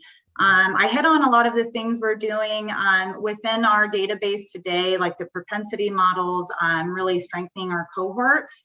Some of the things we're evaluating is third-party data spine to really fill any gaps that we have within first-party attributes. So there's been a lot of, I would say, educational sessions, understanding what capabilities that can fill. And again, just allowing us to build our roadmap for what are those attributes we are unable to get to today, and how do we leverage some of these data spines to potentially fill those gaps. And in addition to that, some of the other preparation we're doing, a really big theme across the board is conversions API. I'm seeing a lot of publishers head toward that route, and just essentially how do we avoid that signal loss towards the end of 2021.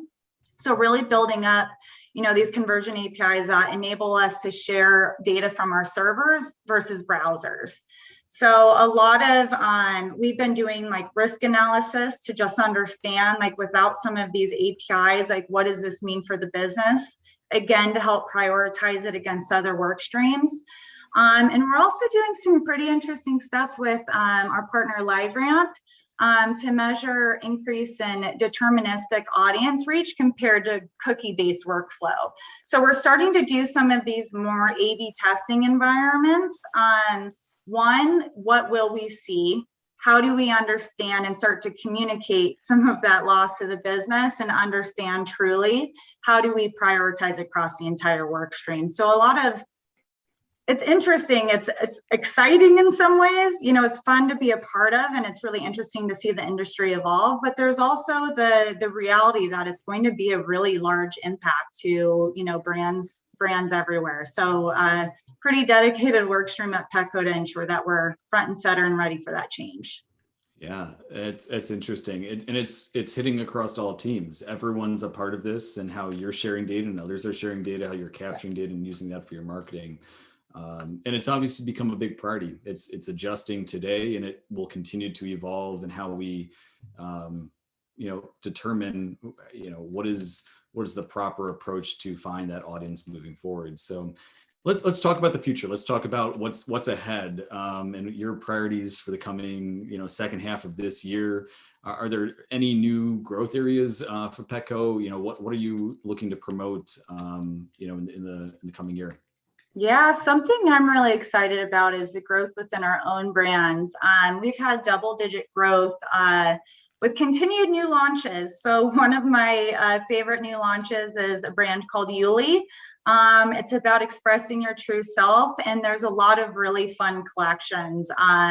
There's the Proudest, which was our Pride collection, Nature Lover, which has like rain jackets. It's the most adorable thing. Wander with backpacks, the Sophisticate. So a lot of ways of like, how do we treat our own brands versus the rest of our portfolio? It almost takes us from that, classic retailer into a more direct to consumer approach, which is really fun to evolve and see that landscape change as well. One of the things we've been really focused on is social commerce, and that's both across owned and paid and earned. So we talked about the user initiative for user-initiated experiences for that less disruptive and higher engagement.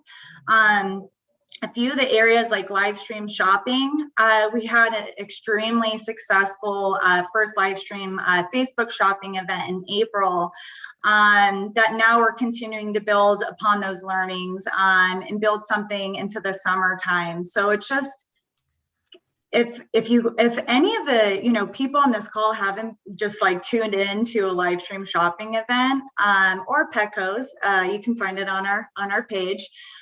It's just the interaction with the customers is so authentic, and it goes away from you advertising and talking to a customer to that two-way conversational connection point.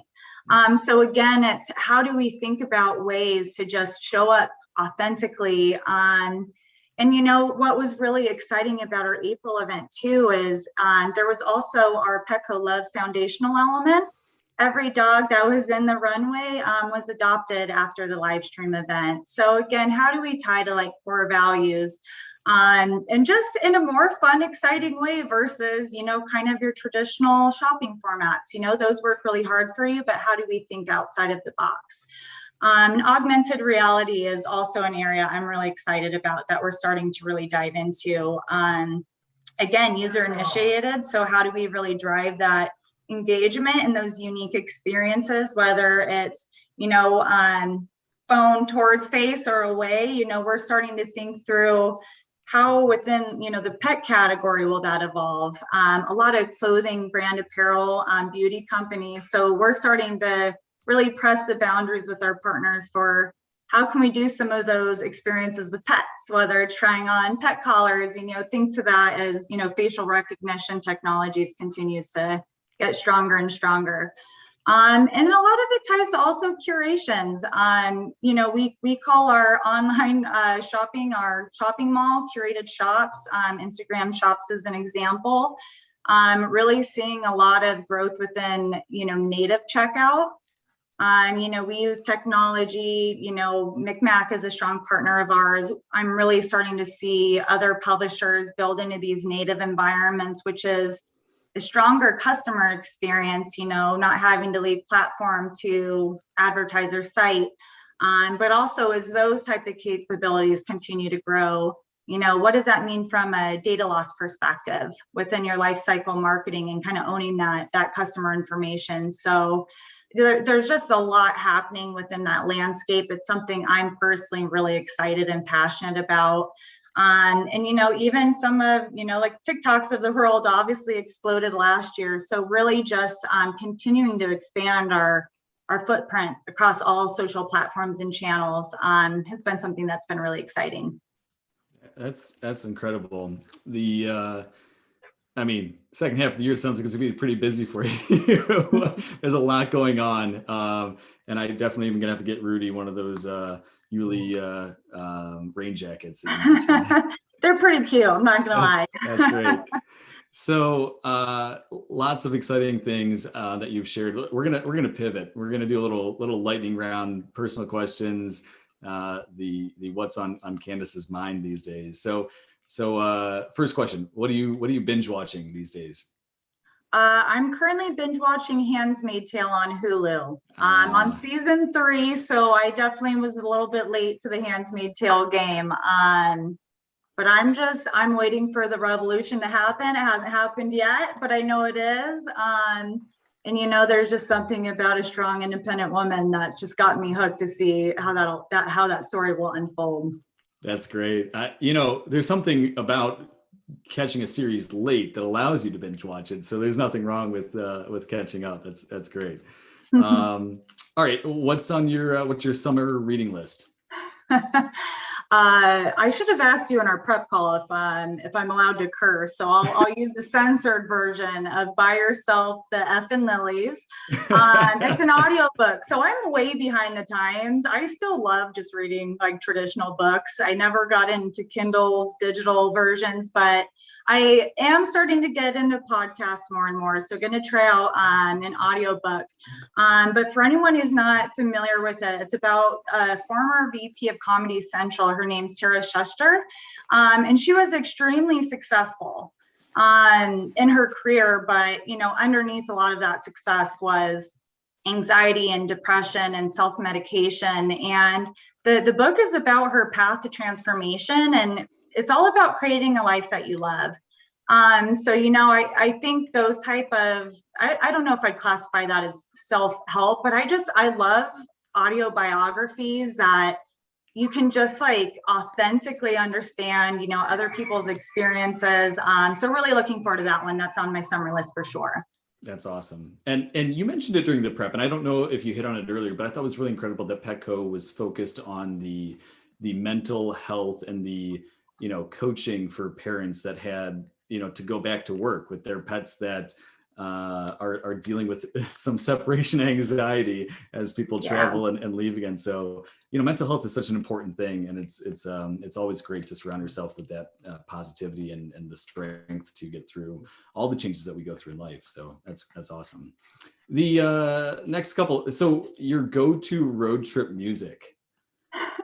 I have such a diverse palette of music. So anyone who travels with me is like, what do you like? And it's everything. But I stick to like my classics. I've always loved rock. My classics like Queen, I guess more like my husband loves Cage the Elephant. So I'm like a huge fan of them now. I've seen them live. If you haven't, put on an amazing show. Lana Del Rey, The Weeknd, some of the more fun, I'd say like Bruno Mars. I have kind of a palette for everything. But those are kind of some of my top ones for sure. Nice. I think everyone's got this list of the concerts that they can't wait to get back into now that concerts are going to start back up again. So that's awesome. I went to a drive-through orchestra event probably about 3 months ago, and it was so awesome. It was really neat. So I hadn't been to a lot of the different drive-in type of events, and there was one in San Diego, and it was really neat. Oh, that's incredible. Okay, we'll finish it off here with your favorite pet breed. You mentioned at the beginning you had a cat, right? Yeah, he's nowhere to be found. As always, in these moments, I want to show him. So my cat Winston is a Persian cat. Okay. I've had Persians, not my whole life. I've had cats my whole life. Growing up, tabby cats, a lot of different just breeds, and Persian cats. I'm just in love. They're very loyal. Some of the Persian cats I've had are similar to dogs. They just follow you around. Not the typical cat. And for dogs, I will always love bulldogs. English bulldogs are one of the most adorable pets of all time, but it's hard to be biased. One of the things I love about working at Petco when we are in the office is it's funny, people know pets' names before the people's names. And when you're having those moments of all right, I need to clear my head, it becomes part of your routine to just go visit people's pets. And it's also, people have snakes in the office, we have fish in the office, we've got frogs in the office. So it's all types of animals. Petco loves them all. So that's one of the really exciting parts about our overall culture. Really excited to go back. Oh, that sounds great. Well, I know many people are ready to go back. Others are still looking for that remote environment, but one way or another, we're excited that the pandemic is behind us, and there's really exciting, good days ahead. So, Jesse, I think we're pretty much at our time. Do we have any time for questions, or we got to switch over to the next speaker? You guys are the last of the day. I've seen a couple of things come up in the Q&A. Totally up to you guys. However you want to run it. Yeah, so let's finish off with this last question I saw come up. So Candace, it feels like every day there's a new app, a new device marketers need to pay attention to. I'm sure you struggle with that. So how do you make sense of the fragmentation? How do you evaluate these challenges and all these channels and determine where your consumers are and where you need to be? Yeah, it's a great question that I think a challenge for a lot of us. Something that, we've really been focused on developing in partnership with our agency team is a scorecard to evaluate across, all of these different partners' applications. So putting on through the lens of audience, targeting capabilities, right pricing, how does it fit within our current stack? So we've built a lot of that into our upfront planning to just understand, how do we score these different players, and also looking through the lens of what are our gaps today. So as we continue to get, approached and, learn about new offerings, what are the gaps? So a lot of that thought leadership and informational sessions for us to talk through, I have found to be of really high value. Also, I think your network is really important. One of my highest value is talking to other advertisers on who and what is working well for you. Where have you had hiccups? So that's something that, just going outside of your four walls and talking to other advertisers and networking or events like this are just extremely important as it continues to become more fragmented, for us all to just learn from each other and continue to grow. Awesome. Fantastic. Well, Jesse, Premion and myself, we're honored to be part of this today. Candace, you're incredible. The Petco brand is thriving. The things you're doing are interesting and exciting and setting the bar for how things should be done. So thanks for all the insights today. And thanks for letting Rudy join our chat. No. All right. Thank you, guys. Thanks for having me today. Thanks all right, so much. take care. Great. I'm now going to have to spearhead an event where everyone brings on their pets for a whole day. That'd be honestly a great day. Anyways, just to wrap up, such an incredible day of programming and content from our speakers and moderators. I want to give a huge thank you to our speakers, Meredith, James, Keith, Brett, Adam, and Candace. Another huge round of applause to all of our moderators who kept the conversation going. I hope everyone who tuned in gleaned some great information on the current state of media marketing. With all that said, I want to give a quick little preview for next week's huge tentpole event. We hope everyone who is here today will join Brand Innovators next week on Monday, June 21st for day one of our Cannes Summit.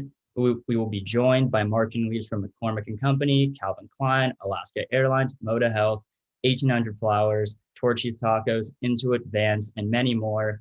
Thank you everyone for joining, and we hope to see you again soon.